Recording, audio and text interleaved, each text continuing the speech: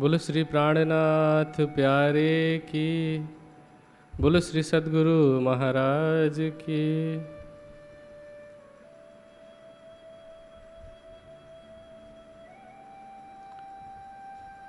इन समय श्री देवचंद्र जी की फिरी सूरत निज धाम, बुलाए ल्याओ श्री महराज को मेरे हजूर इस ठाम, मेरे हजूर इस ठाम।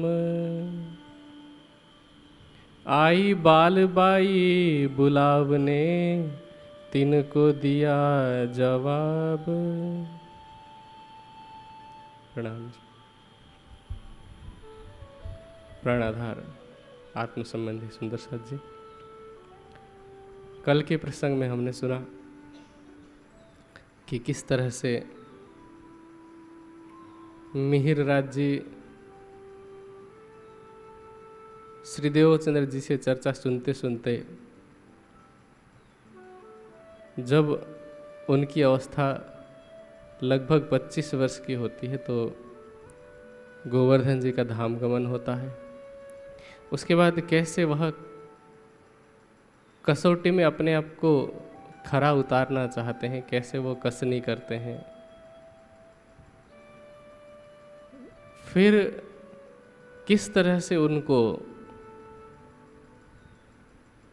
श्री देवचंद्र जी किसी बहाने से पहले अहमदाबाद भेजते हैं, उसके बाद खेता भाई के लिए बरारब अरब भेजते हैं, फिर वहाँ से वापस कैसे आते हैं, और फिर श्री देवचंद्र जी का प्रणाम स्वीकार न होने की वजह से कैसे अब अगले और लगभग 4-4.5 वर्ष तक फिर से जुदाई होती है। पहले 5 वर्ष अरब में और अब 4 वर्ष से भी ऊपर का समय हो गया है, क्योंकि 2 वर्ष रहते हैं नौतनपुरी में अपने भाई भाभी के पास, और उसके बाद 2 वर्ष और 8 महीने तक राजा के वहाँ पर चाकरी कर रहे होते हैं, नौकरी कर रहे होते हैं। अब इसी नौकरी के क्रम में श्री मिहिरराज जी को एक अनुभव होता है, संसार का कड़वा अनुभव। उनको लगने लगता है कि श्री देवचंद्र जी ने प्रणाम स्वीकार नहीं किया एक बार, उसके बाद मैंने पुनः प्रयास भी नहीं किया कि जाऊं उन्हें और पुनः प्रणाम करूं, उनसे मैं बात करूं कि मेरा कोई गुनाह नहीं है। लेकिन मैंने कोई प्रयास नहीं किया, क्योंकि मुझे लगा कि मेरी इसमें कोई गलती नहीं है, तो मैं क्यों झुकूं। और इस कारण से मैं इतने समय से अपने धामधनी से जुदाई बर्दाश्त कर रहा हूँ, जबकि यहाँ पर स्थिति कुछ उल्टी है। राजा के दरबार में काम करना है तो गलती हो या ना हो सिर झुकाना पड़ता है। राजा के सामने ये नहीं कह सकते कि मेरी गलती नहीं है, आपकी गलती है। तो उनको लगा कि दुनिया के राजा के सामने हम बिना गलती के सिर झुका सकते हैं, तो अपने सद्गुरु के सामने क्यों नहीं झुक सकते। यदि कोई परिस्थिति बनी तो उस परिस्थिति को संभालना चाहिए। ऐसा सोच करके वो इस्तीफ़ा देने वाले होते हैं कि मतलब ये काम मैं नहीं करूँगा, अब आगे मैं नहीं कर सकता। तो कला जी को कह देते हैं कि अब मुझे आपसे छुट्टी चाहिए, विदा चाहिए। तो कला जी कहते हैं कि देखो, ये अधिकार मैं आप पर सौंपता हूँ कि आपको पता है जिम्मेदारी कितनी बड़ी है, तो उस जिम्मेदारी के हिसाब से कौन इस लायक है जो इसको आगे बढ़ा सके, इस काम को संभाल सके। ऐसे व्यक्ति को आप ही खोजिए और उस व्यक्ति को आप अपनी नौकरी दे दीजिए, मुझे कोई आपत्ति नहीं है। तो अब मिहिरराज जी ऐसे व्यक्ति की खोज कर रहे होते हैं जिसको वो सारा दायित्व सौंप सकें। इतने में बालबाई जी बुलाने के लिए आती हैं कि सद्गुरु महाराज ने आपको याद किया है। अब क्योंकि मिहिर जी जिम्मेदारी से भाग भी नहीं सकते, तो उन्होंने कहा कि ये सारा कामकाज मैं सौंप करके, किसी को सौंप करके मैं जल्दी ही आता हूँ।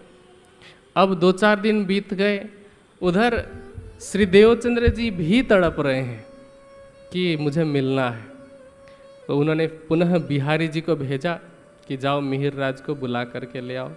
तो बिहारी जी गए, जा कर के उन्होंने ये नहीं कहा कि देवचंद्र जी बुला रहे हैं, उन्होंने कहा कि पिता की तबीयत थोड़ी ख़राब है। तो उन्होंने औषधि के रूप में वैद्य ने अंबर और कस्तूरी की सलाह दी है, तो वो लेकर के आप मुझे दे दीजिए। तो मिहिर राज जी ने सारा मंगाया राज दरबार से और कहा कि मैं भी कुछ समय में हाजिर होता हूँ श्री देवचंद्र जी के चरणों में। अब उसके बाद पुनः कुछ दिन बीता, अंबर कस्तूरी लेकर के गए। फिर से देवचंद्र जी ने कहा कि आप मिहिर राज को बुला करके लेके आओ, और उस महाराज को बुला कर ले आना जो मेरे लिए सिंधी भाषा में भजन बना करके गाया करते थे। और वो भजन क्या था कि जान हुण कोड़ धड़, धड़ धड़ कोड़ मत्थन, मत्था मत्था कोड़ मुँह, मुँह मुँह कोड़ जिभन, हितरा मीड़ी तो हिजा, ताजे गुण गिनन, भाल तो ही जे हिकड़ी, पूजी तेना सगन।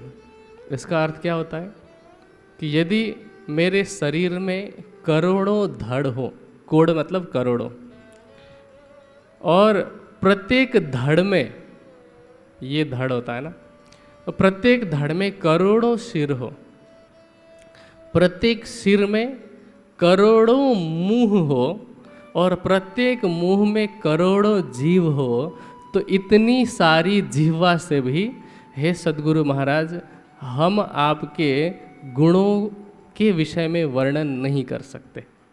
ऐसा श्री देवचंद्र जी के विषय में मिहिर राज जी भजन बना करके गाया करते थे, सुनाया करते थे। तो देवचंद्र जी वो याद दिला रहे हैं और कह रहे हैं कि उस महाराज को बुला कर ले आइए जो सिंधी भाषा में भजन गा करके सुनाया करते थे। अब बिहारी जी गए, पुनः जाकर के कहते हैं आए बिहारी जी फेर के, बात कही इशारत, बाप को दुखत है, कछु औषधि चाहिए इत। पिता को दुखता है, दर्द होता है, तो कोई दवाइयाँ आप दिला दीजिए। सिर्फ इशारा कर रहे हैं कि देवचंद्र जी की स्थिति खराब है। बिहारी जी क्योंकि चाहते ही नहीं है कि देवचंद्र जी और मिहिर राज जी का मिलाप हो, तो मिहिर राज जी ने औषधि मंगा करके दिया और कहा कि मैं ये सारा काम तुरंत ही किसी के सिर पर डाल करके, मतलब किसी के ऊपर सौंप करके शीघ्र ही पहुंचता हूँ। अब देवचंद्र जी के मन में ये बात अटक रही है कहीं ना कहीं कि 3 बार हो चुका है बुलाने के लिए भेजा, पहले एक बार बालबाई जी को और फिर 2 बार बिहारी जी को। तो ऐसा क्या हो रहा है कि मिहिर राज जी आ नहीं रहे हैं? तो देवचंद्र जी को लग रहा है कि शायद मिहिर राज जी का हृदय ज़्यादा द्रवित हुआ है, ज़्यादा दुखा है। तो इसलिए उन्होंने फिर से बिहारी जी को कहा, नहीं, उन्होंने फिर से सामान्य रूप में कहा सुंदर साथ के बीच में कि वो मिहिर राज जी क्यों नहीं आ रहे हैं। तो बिहारी जी कहते हैं कि आप ही उन्हें याद करते रहते हैं, वो आपको याद नहीं करते। हम तो बार बार कह कर के थक चुके हैं कि आप याद कर रहे हैं लेकिन वो आते नहीं, तो इसमें हम क्या कर सकते हैं। ये बिहारी जी अपनी तरफ से कह रहे हैं। लेकिन श्री देवचंद्र जी कह रहे हैं कि तब बिहारी जी को कहा तुम बुलाए लाओ इन, उनको बुला करके यहाँ ले आओ, क्योंकि मैं धाम दरवाजे बैठ ना सकूं, ठाड़ी इंद्रावती करे रुदन। मैं परमधाम के दरवाजे में प्रवेश नहीं कर सकता क्योंकि वहाँ इंद्रावती जी रुदन कर रही है, मतलब रो रही है। ये एक आलंकारिक रूप से वर्णन किया है, क्योंकि पहली बात तो यह है कि देवचंद्र जी के हृदय में विराजमान राज जी परमधाम वापस तब तक नहीं जाएंगे जब तक ब्रह्म सृष्टियों की जागनी ना हो, और जब परमधाम में परात्म में कोई अभी उठा ही नहीं है। कलश की वाणी कहती है पौढ़े भेले जागसी भेले, खेल देखिया सबों एक। तो ये संभव नहीं है कि वहाँ रंग महल के दरवाजे में जो 100 सीढ़ियाँ चढ़ करके वहाँ के दरवाजे में इंद्रावती जी रो रहे हैं, ऐसा ये संभव नहीं है सैद्धांतिक दृष्टिकोण से। हाँ, वास्तविकता ये है कि इंद्रावती जी का हृदय ही वह धाम है जिस हृदय में श्री देवचंद्र जी के अंदर विराजमान युगल स्वरूप को प्रवेश करना है। और वह दिल, इंद्रावती जी जिस जीव के ऊपर बैठी हैं उस जीव का हृदय दुखी है, तो उस दुखी हृदय में राज जी प्रवेश नहीं कर सकते, ऐसा वो कहना चाह रहे हैं। तो अब क्या हुआ कि बालबाई जी पहुंची, उनको बुरा लगा कि सदगुरु महाराज इस तरह से तड़प रहे हैं और ये नहीं जा रहे हैं। तो जा कर के कहा कि मिहिरराज जी तुम्हें क्या हुआ है, देवचंद्र जी तुमको बार बार याद कर रहे हैं और ऐसे शब्द कह रहे हैं कि मैं धाम जाए ना सकूं, रखो रहिया इन खातर, इनके लिए ही मैं रुका हुआ हूँ, तो आप क्यों नहीं चल रहे हैं। अब इसका तात्पर्य क्या हुआ कि देवचंद्र जी की शारीरिक अवस्था बहुत ही नाजुक है, कमज़ोर है, लेकिन मिहिरराज जी के न आने के कारण उनको दुख भी सहन करना पड़ रहा है और तन भी नहीं छोड़ पा रहे हैं। इसीलिए बालबाई जी ने जाकर के जब कहा, मिहिरराज जी ने कहा कि मुझसे इससे पहले किसी ने भी ऐसी स्पष्ट बात नहीं की थी। हाँ, ये कहा था कि पिता की तबीयत खराब है, औषधि चाहिए और याद कर रहे हैं, ऐसा कहा था, लेकिन देवचंद्र जी की अवस्था, सदगुरु महाराज की अवस्था ऐसी है, ये मुझसे किसी ने नहीं कहा था, तो मैं अभी आता हूँ। अब जैसे जो संभव हो सकता था, जिनके पास मिहिरराज जी रह रहे थे उनको ये सारी जिम्मेदारी दे दी और फिर सब कुछ छोड़ करके, जो नौकरी करते थे, जो चाकरी करते थे, वो छोड़ करके मिहिरराज जी पहुँचे श्री देवचंद्र जी के पास। अब संवत 1712 का समय है, सावन के कृष्ण पक्ष की अष्टमी, कृष्ण जन्माष्टमी से 1 महीने पहले, क्योंकि भादव में होता है ना जन्माष्टमी। तो मिहिरराज जी आए और आ करके श्री देवचंद्र जी से उन्होंने मुलाकात की 9 वर्ष के बाद में। अब जब आए, श्री देवचंद्र जी के चरणों में प्रणाम किया। अब इतना भी सामर्थ्य नहीं था कि वो देख सकें, वो लेटे हुए थे। जब प्रणाम किया, चरणों को स्पर्श करके, तो लगा कि किसी ने प्रणाम किया है। तो उन्होंने पूछा कि कौन आया है। तो मिहिरराज जी ने कहा कि मैं मिहिरराज की आत्मा, मतलब इंद्रावती, मैं आपको प्रणाम कर रही हूँ। अब जैसे ही मिहिरराज जी का नाम सुना, देवचंद्र जी अत्यंत खुश हुए, प्रसन्न हुए और अब बात करने लग गए। वो सारी परेशानी पहले की भूल गए और अब बहुत ही प्रेम से मिहिरराज जी को वो दिलासा दे रहे हैं, सांत्वना दे रहे हैं, क्योंकि पहले इससे दुखी है ना वो, तो उस दुख को समाप्त करने के लिए सांत्वना दे रहे हैं। तो पूछा देवचंद्र जी ने कि मैंने तो बार बार सुंदर साथ को भेजा, लेकिन आप आए नहीं, क्यों नहीं आए, मुझसे ऐसी नाराज़गी थी। तो मिहिरराज जी ने कहा कि ऐसे ऐसी जिम्मेदारी थी और मुझे किसी ने भी ऐसे स्पष्ट शब्दों में कहा नहीं था, अब मैं किसी और को वो उत्तरदायित्व सौंप करके आया हूँ। तो पूछते हैं कि क्या आप फिर से जाओगे वापस। तो मिहिरराज जी ने कहा कि नहीं, अब मैं पुनः माया में लौट करके नहीं जाऊंगा। कहते हैं देवचंद्र जी कि मैं तुमको इस वास्ते फेर फेर किया याद, जो इंद्रावती ठाड़ी रोवती देखी ऊपर बुनियाद। आपकी आत्मा दुखी थी। यहाँ वैसे तो आत्मा सुख दुख से परे है, लेकिन आत्मा को दुखी कहने का तात्पर्य है कि आत्मा जिस हृदय में विराजमान है, तो उसके जितने भी भाव हैं वो सारे भाव आत्मा के साथ जोड़ करके देखे जाते हैं। तो इस वजह से कहा गया कि आत्मा दुखी थी आपकी, और इस कारण से मैं आपके हृदय में विराजमान नहीं हो सकता था। अब आपने अच्छा किया कि आ गए, मैं बहुत ही प्रसन्न हुआ। इस तरह से अब बातें हो रही है। बात करते करते भोजन का समय हुआ, तो अब मिहिरराज जी ने बिहारी जी के प्रति सम्मान प्रकट किया।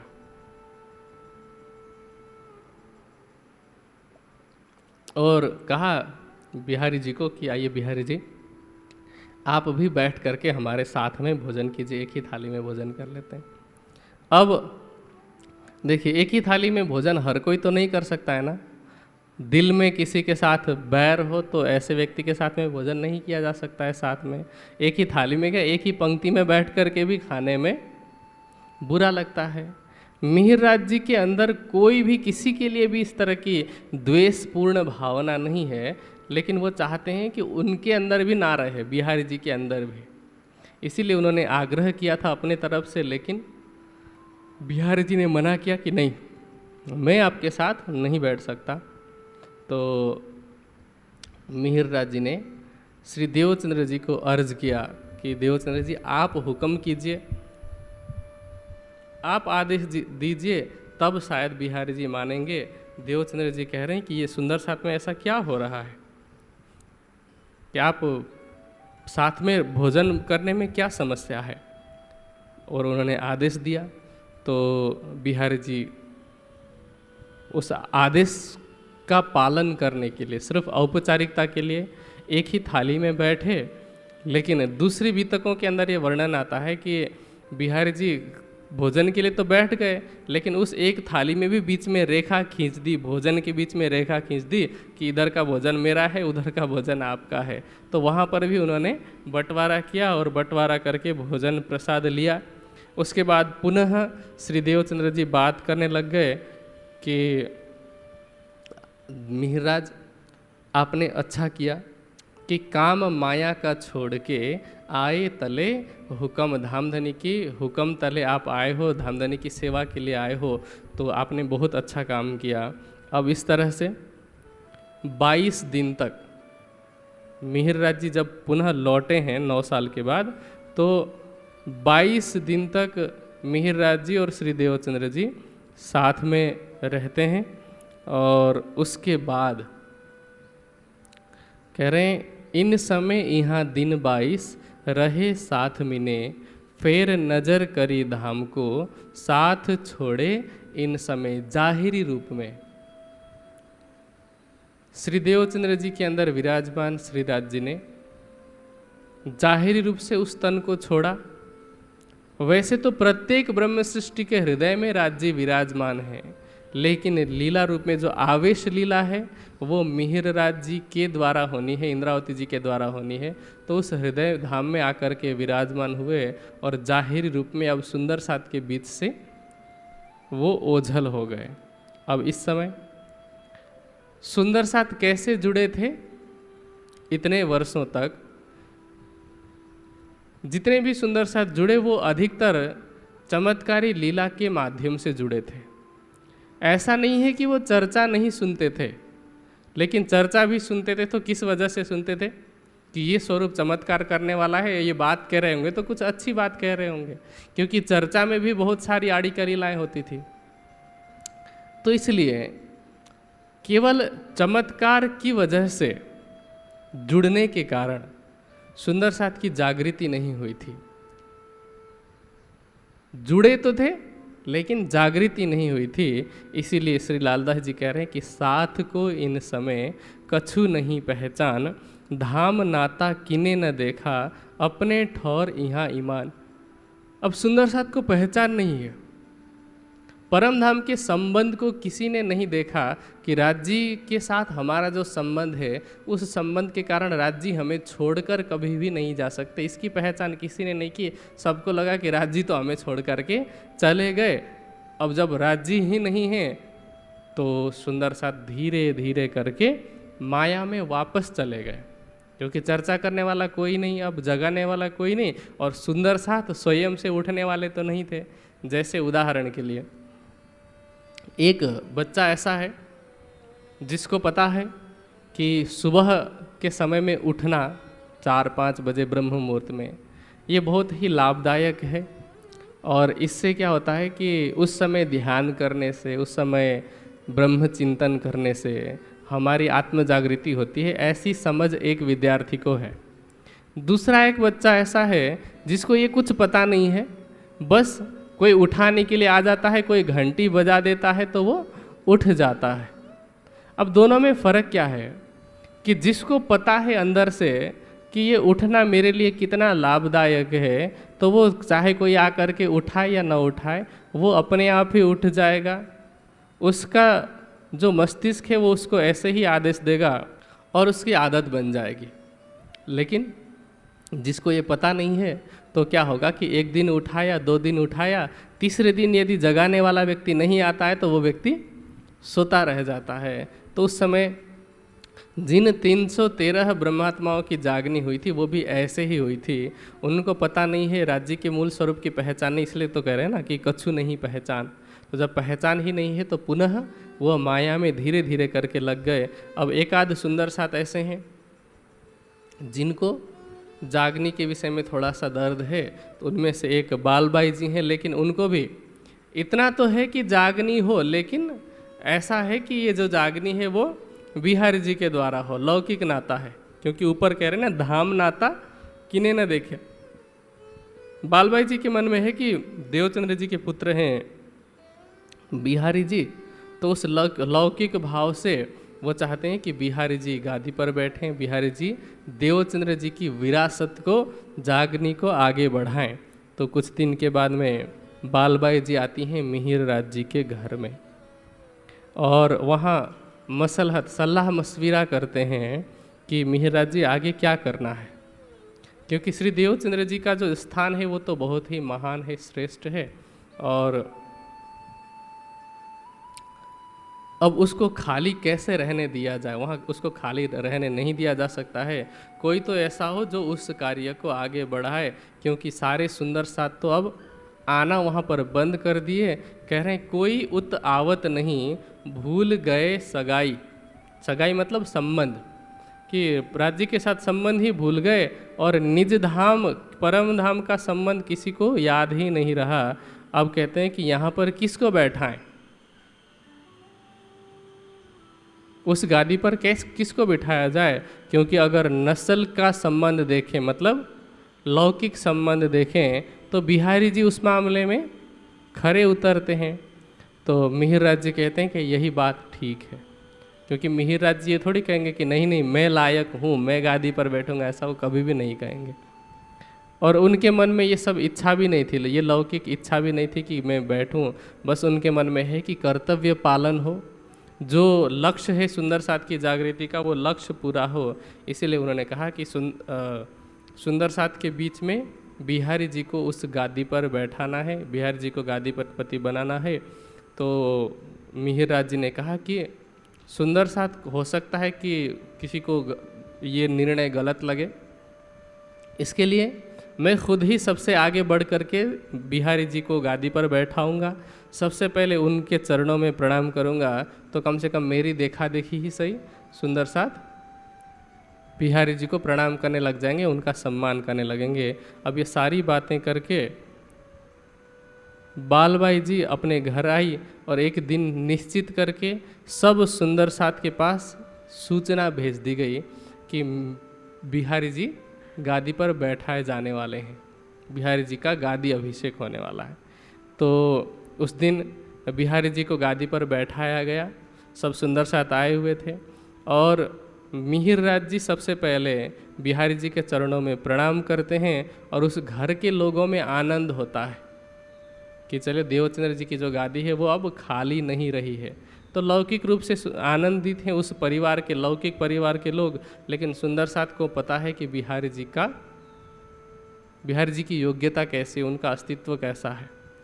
तो अब ये संवत 1712 का महीना था। अब क्या हुआ कि सब सुंदर साथ को ये पता चल गया कि गादी पर बिहारी जी बैठ गए हैं। जितने सुंदर साथ आ पाए थे उस दिन आए, और उसके बाद फिर बारी बारी से जब भी सुंदर साथ को मौका मिलता है आते हैं, और जब आते हैं तो वहाँ चर्चा होती है और भोजन उत्सव इत्यादि होता है, कीर्तन होता है। अब चर्चा के क्रम में सुंदर साथ को शर्म आती है, क्योंकि चर्चा में अब बिहारी जी भी चर्चा करते हैं तो वो भी कहते हैं कि आप लोग इतने दिन से नहीं आए, सब भूल गए, परम धाम का संबंध भूल गए, इस तरह से। लेकिन मिहिर राज जी जब चर्चा करते हैं तो उनके अंदर भाव है कि देवचंद्र जी ने जिस तरह से सुंदर साथ को जगाया था, मुझे भी उस तरह से जगाना है। तो अब मिहिर जी क्या करते हैं कि एकांत स्थान में, ताकि बिहारी जी को असुरक्षा महसूस भी ना हो, एकांत स्थान में सुंदर साथ को बैठाते हैं और कैसे समझाते हैं, कह रहे हैं सबों खंडनी कर समझा वहीं इन साथ के मोह। सुंदर साथ की खंडनी करके समझाते हैं और कहते हैं चर्चा की चर्चा करें एकांत एक ठौर, धाम धनी साथ बिना न दिखावें और। मिहिर जी जब चर्चा करते हैं तो क्या करते हैं, चर्चा की चर्चा करते हैं। चर्चा की चर्चा करने का मतलब श्री देवचंद्र जी के तन रहते उन्होंने सुंदर साथ को जिस तरह से चर्चा सुनाई थी उसी चर्चा का आधार लेकर के सुंदर साथ को वो समझाते हैं। चर्चा की चर्चा का ये तात्पर्य है। जैसे मान लीजिए कि अभी दोपहर में चर्चा हो रही है और शाम को आप सब सुंदर साथ बैठे और आपस में इस विषय में बात करें कि आज दिन में क्या क्या बात हुई, तो ये हो गई चर्चा की चर्चा। और उस चर्चा में मिहिर जी परमधाम और सुंदर साथ के अतिरिक्त और किसी की बात नहीं करते, लौकिक कोई बात नहीं करते। हाँ, जब बिहारी जी चर्चा करते थे तो कैसे करते थे, क्योंकि उनको तो ऐसा न ज्ञान था न ऐसी योग्यता थी, तो जब भी वो चर्चा करें तो थोड़ी बहुत बात बता दें कि ऐसे परम धाम से आए हैं, परम धाम जाना है, 12,000 ब्रह्म सृष्टि है, परम धाम के 25 पक्ष हैं। फिर जहाँ वो अटके वहाँ कहीं ना कहीं से कहानी इधर उधर की जोड़ दें। लेकिन मिहिर जी परम धाम और सुंदर साथ के अतिरिक्त और कोई बात ही नहीं करते थे। अब इस तरह से चर्चा करते करते सुंदर साथ के अंदर की भी जो अज्ञानता की गुत्थी थी वो सुलझने लग गई।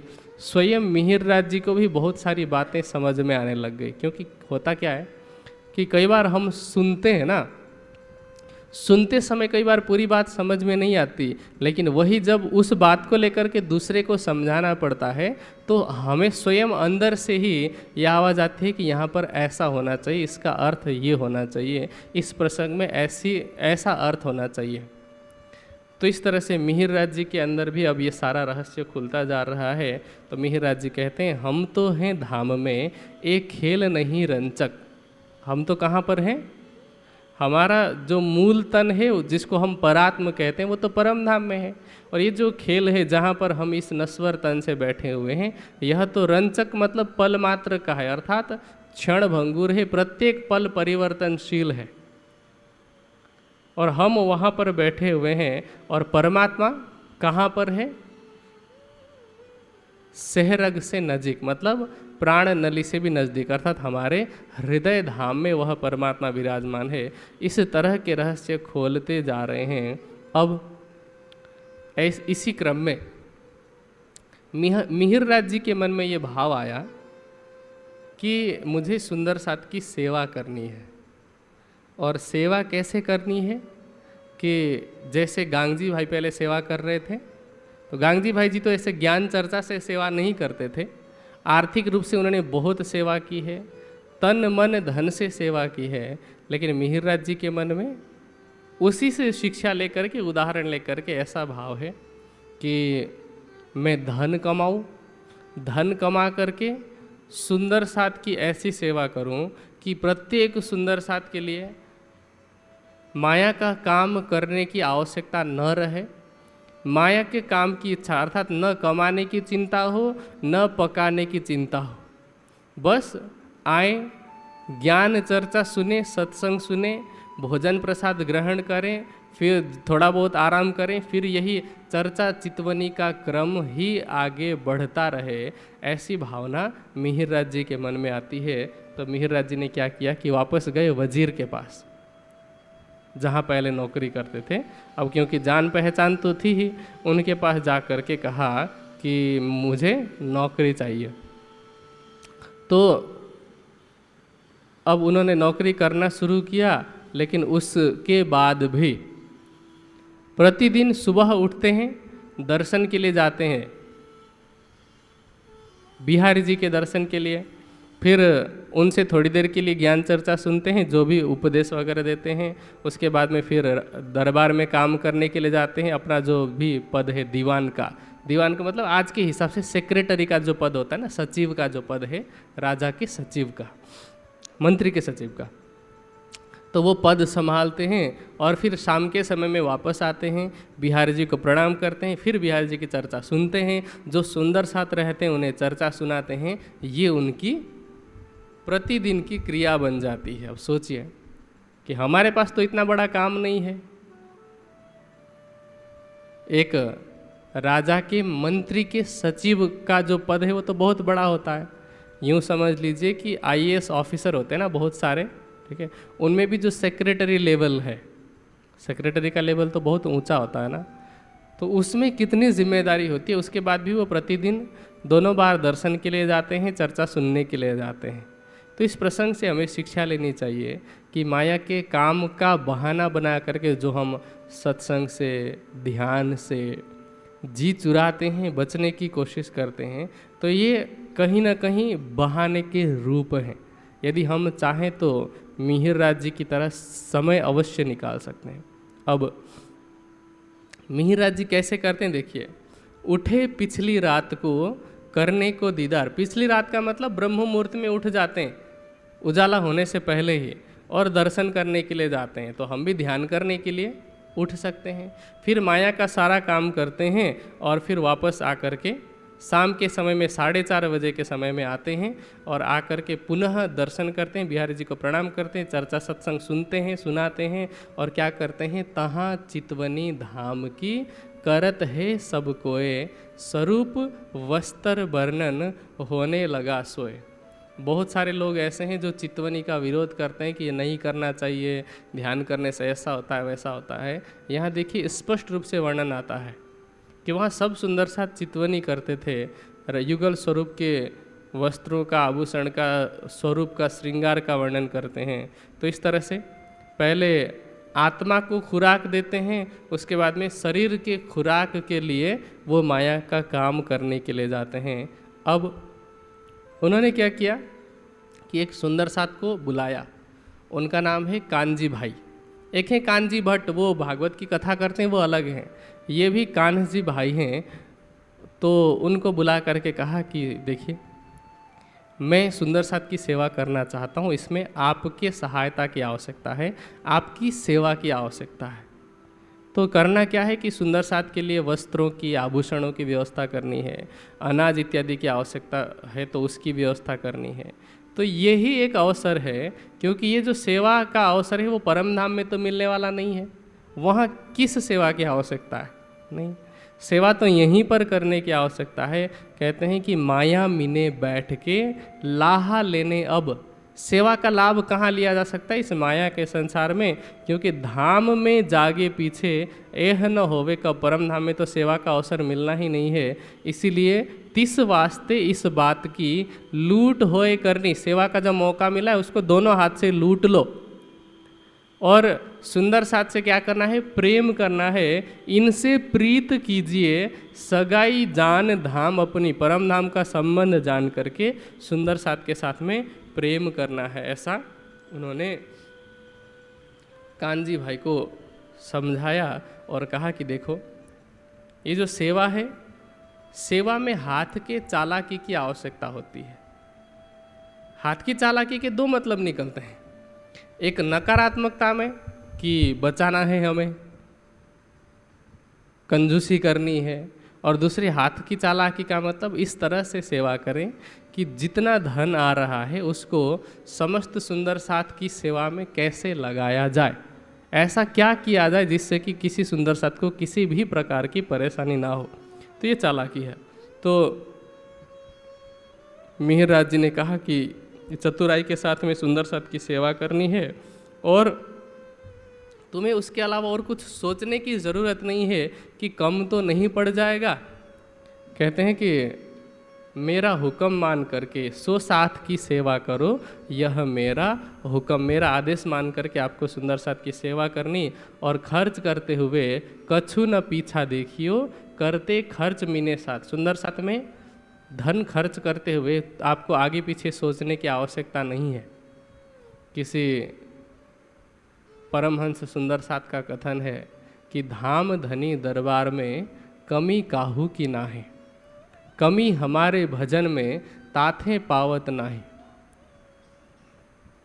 परमहंस महाराज श्री रामरतन दास जी, जिनको हम बड़े महाराज जी के नाम से जानते हैं, वो सुंदर साथ के लिए बार बार कहा करते थे, जो भी सुंदर साथ रसोई की सेवा में होते थे या किसी भी प्रकार की सेवा में, उनको कहते थे कि भंडार में स्टॉक कितना बचा है ये आपको सोचने की आवश्यकता ही नहीं है, आप बस सुंदर साथ की सेवा के लिए देते जाइए, और जो इस तरह से देते रहेगा कभी भी कमी नहीं होगी। कमी कब लगती है पता है? जब हम अपनी बुद्धि से कंजूसी के साथ में सोचने लगते हैं ना। और ये मैंने देखा है, आपने भी शायद ये अनुभव किया होगा समाज के अंदर कि जो जितनी कंजूसी करते हैं ना, उनके अंदर दरिद्रता भी उतनी ही रहती है। जो कहते रहते हैं कि ये कम है वो कम है, उनको कभी भी कोई भी चीज़ पूरी आती ही नहीं है, हर बार लगता है कि ये कम हो रहा है। तो इसीलिए खुले हृदय के साथ में सेवा करनी चाहिए, ऐसा मिहिर जी ने समझाया। अब क्या कह रहे हैं कि बिहारी जी के लिए, क्योंकि गादीपति हैं, तो उनके सम्मान के हिसाब से आभूषण वस्त्र इत्यादि बनाना, नागजी भाई को कटारी इत्यादि रखने का शौक है तो उनको कटार बना करके देना, वस्त्र आभूषण देना, और सुंदर साथ के लिए भोजन के वस्त्र की व्यवस्था करना।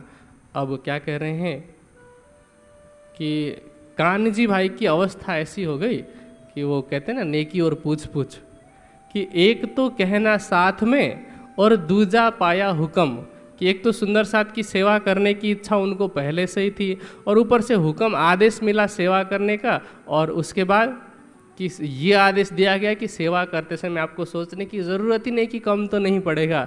तो सोचे कि कान्हजी भाई को कितनी खुशी हुई होगी, तो उन्होंने हर तरह से उपाय करना शुरू कर दिया।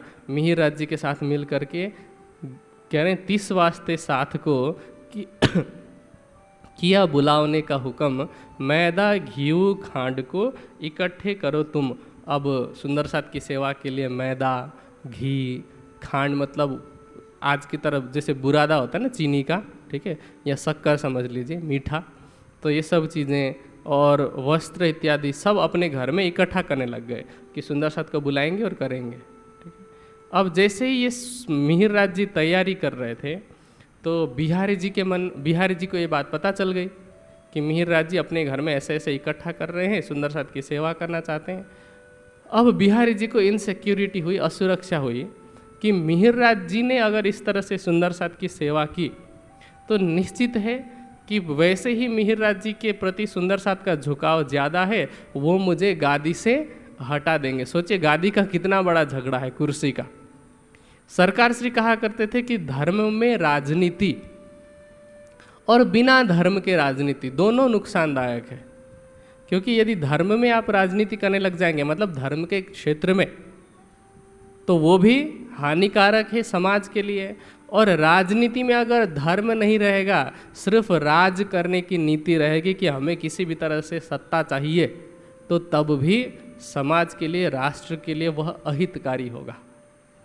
तो अब बिहारी जी ने भी वही अहित किया समाज के लिए। वैसे तो ये कारण है, राज्य का हुक्म है कि अब आगे वाणी का अवतरण होना है, तो इसीलिए एक बहाना बनाया गया, लेकिन लौकिक दृष्टि से सब सुंदर साथ को सिखापन भी दिया गया।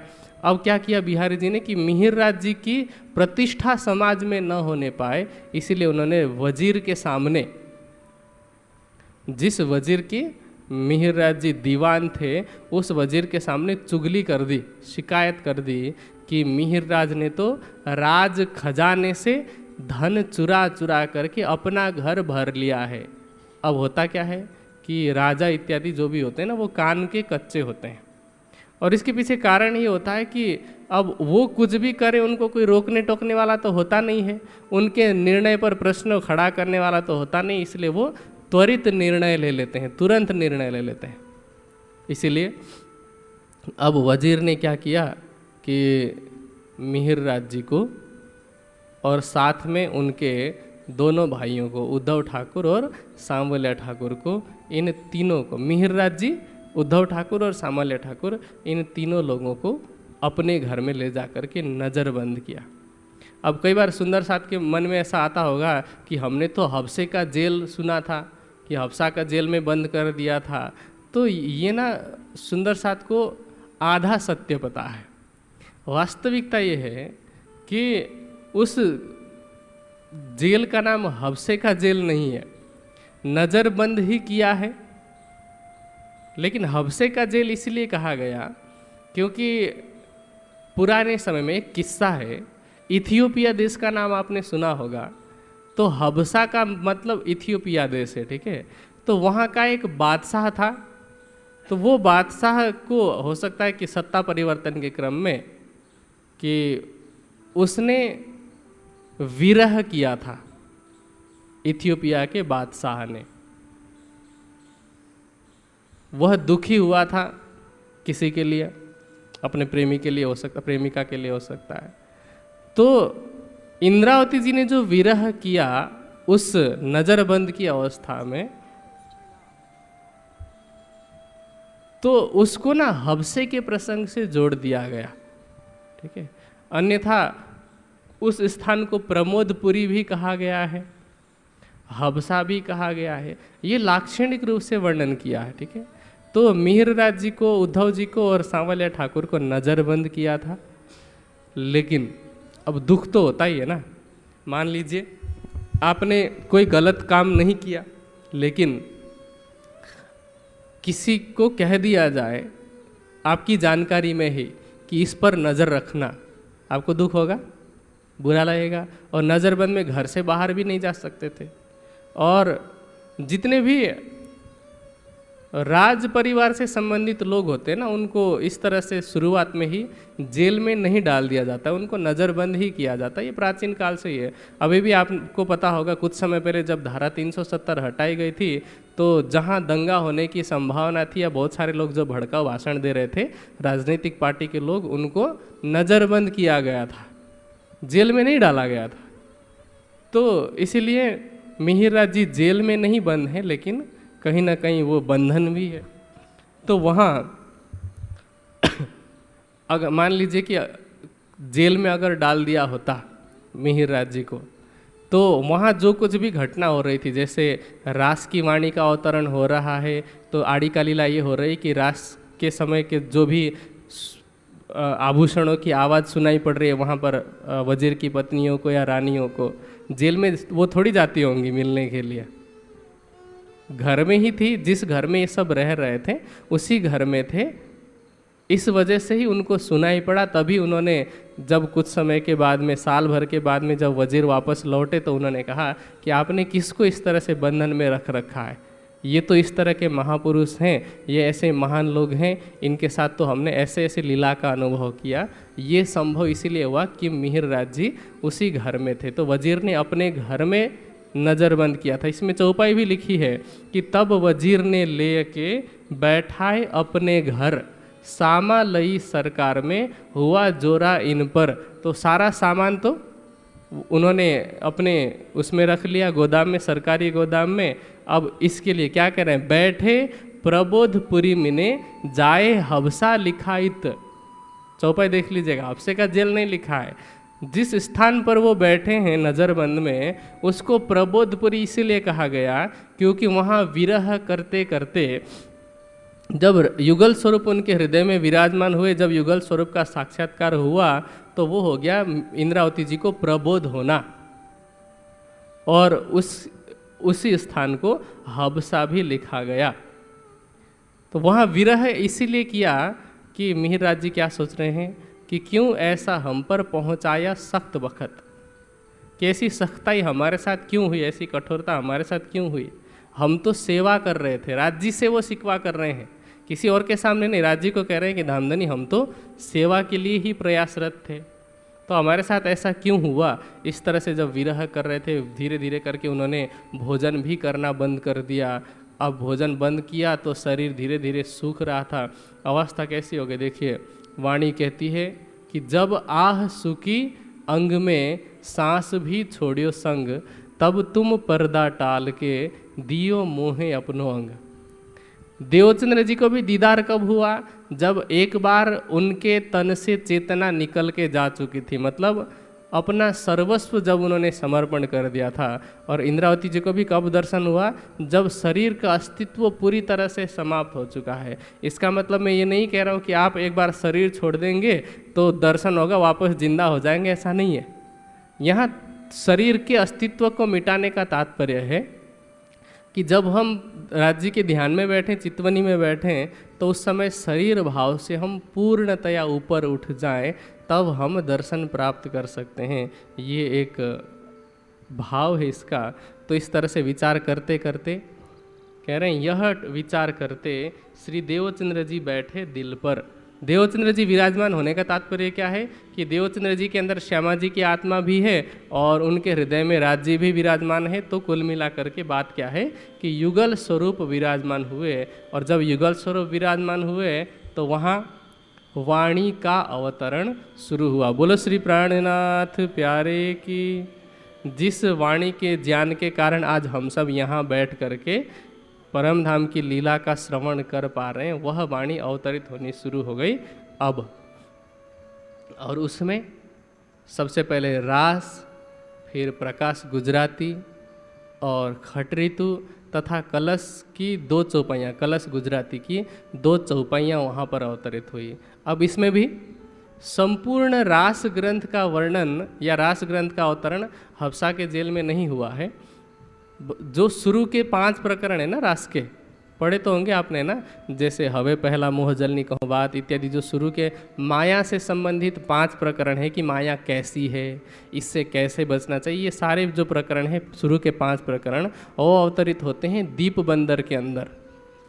और उसी रास की कुछ रामतें अवतरित होती है जब श्री जी मेरता पहुँचते हैं। बाकी श्यामा जी का श्रृंगार, राज जी का श्रृंगार, सुंदर साथ का श्रृंगार, फिर वृंदावन का वर्णन, ये सारा वर्णन हफ्से में अवतरित होना शुरू होता है। अब जैसे जैसे वाणी अवतरित होना शुरू हुआ तो जो दुख था मिहिर राज जी को कि ऐसा मेरे साथ क्यों हुआ, वो दुख चला गया, क्योंकि तुम आए सब आइयाँ दुख गया सब दूर। राज जी जब हृदय में विराजमान हो गए, चूँकि वो आनंद के सागर हैं, सुख के निधान हैं, तो सारा दुख समाप्त हो गया। अब उसी क्रम में जब मिहिर राज जी को राज्य का जोश आया है, वाणी अवतरित हो रही है, तो सांवलिया ठाकुर जो उनके बड़े भाई हैं, उनको भी श्री जी के स्वरूप की पहचान हो गई है। अब मैं उनको श्री जी कह रहा हूँ। इससे पहले राज्य की आवेश लीला शुरू होने से पहले तक हम मिहिर राज जी का वर्णन कर रहे थे, लेकिन अब चूँकि राज्य की लीला चल रही है उस तन के माध्यम से, तो अब उन्हें हम श्री जी के रूप में संबोधित करेंगे। हम उन्हें प्राणनाथ कहेंगे, अक्षरातीत कहेंगे, राज जी कहेंगे, हक कहेंगे। तो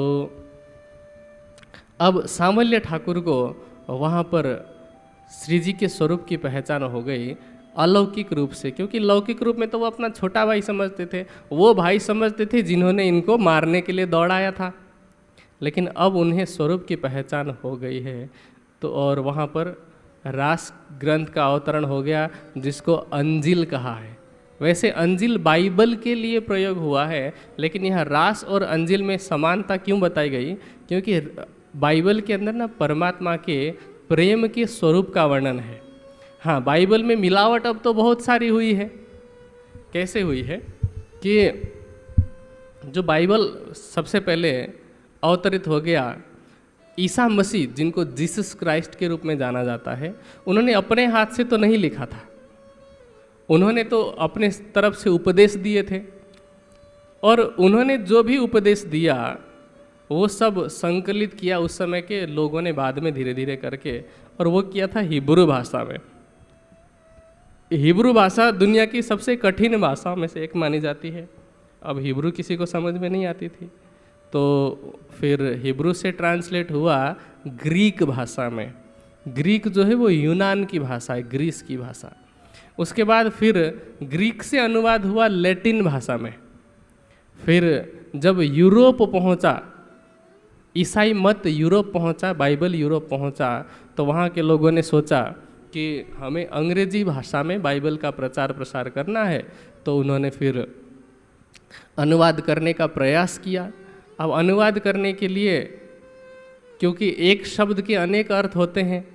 तो एक व्यक्ति अगर अनुवाद करता तो वो अपने हिसाब से करता। मान लीजिए जैसे उदाहरण के लिए सैंधव शब्द है एक संस्कृत का, उस सैंधव का अर्थ घोड़ा भी होता है और उस सैंधव का अर्थ नमक भी होता है।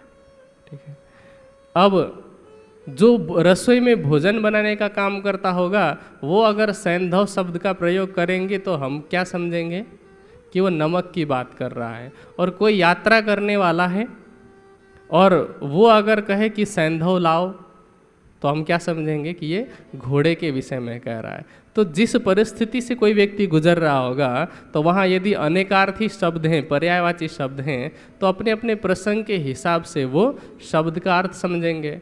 तो उस समय क्या किया कि बाइबल का अनुवाद करने के लिए वहाँ के जो पादरी पोप वगैरह थे उन्होंने ऐसे लोगों को चुना जो हिब्रू और अंग्रेजी दोनों जानते थे, क्योंकि वही तो अनुवाद कर सकते हैं ना, जिनको दो भाषाओं का ज्ञान हो। अब हिब्रू भाषा जानने वाले लोग तब कम हुआ करते थे, अभी भी कम है खैर। तो उनको जैसे तैसे 16 लोग मिले जो हिब्रू और अंग्रेजी दोनों जानते थे, लेकिन सबकी फील्ड अलग अलग थी। एक अध्यापक थे, पढ़ाने का काम करते थे, एक दार्शनिक थे, फिलोसॉफर, एक बढ़ई का काम करने वाला व्यक्ति था, कारपेंटर था। ठीक है। एक वेश्या स्त्री थी जो दोनों भाषाओं को जानती थी। एक छोटा बच्चा था, लगभग 6-7 साल का बच्चा था, जिसके माता पिता एक हिब्रू भाषा बोलने वाली और एक अंग्रेजी बोलने वाला, तो इसलिए बच्चे को वो दोनों भाषाएं आती थी। ऐसे करके उन्होंने एक जो है चिकित्सक था, एक किसान था, अलग अलग क्षेत्र से उन्होंने 16 लोगों को बुलाया और फिर उन्होंने अनुवाद करने के लिए कहा। तो 16 लोगों के अनुवाद 16 तरह के थे। कुछ कुछ समानताएं थी, कुछ कुछ असमानताएं थी। अब उनमें से उन पादरियों को जो अच्छा लगा वो ग्रहण करके एक अलग से किताब का नाम दिया, वो आज बाइबल के रूप में हमारे सामने प्रस्तुत है। और उस समय जो 16 अलग अलग लोगों ने बाइबल का अनुवाद किया था, जो मूल अनुवाद थे 16 प्रकार के, वो मूल अनुवाद आज भी न्यूयॉर्क के संग्रहालय में सुरक्षित रखा हुआ है। तो इसलिए आज तो बाइबल में भी बहुत सारी मिलावटें हैं, लेकिन वास्तव में जो बाइबल में वर्णन किया है तो वो परमात्मा के प्रेम के स्वरूप का वर्णन किया है। The God is love and love is God कहा है कि परमात्मा प्रेम है और प्रेम ही परमात्मा का स्वरूप है। तो रास ग्रंथ के अंदर भी परमात्मा के प्रेममयी स्वरूप का वर्णन किया है। रसो वही सह जिसको कहा गया है, प्रेम और आनंद का स्वरूप। तो रास ग्रंथ के अंदर परमात्मा के उसी प्रेम लीला का वर्णन किया होने से उसको अंजिल कहा गया। ठीक है। तो अब यहाँ जैसे जैसे वाणी अवतरित होती गई वैसे वैसे उत्तम बाई अर्थात उद्धव ठाकुर उस वाणी को लिखते गए। कहा जाता है कि अब उस समय कागज़ वगैरह, लेखनी वगैरह उपलब्ध नहीं हुए, तो जब तक कागज़ वगैरह की उपलब्धता नहीं हुई तो वो कोयले से दीवार पर लिखते गए। हाँ, बाद में अब क्या हुआ कि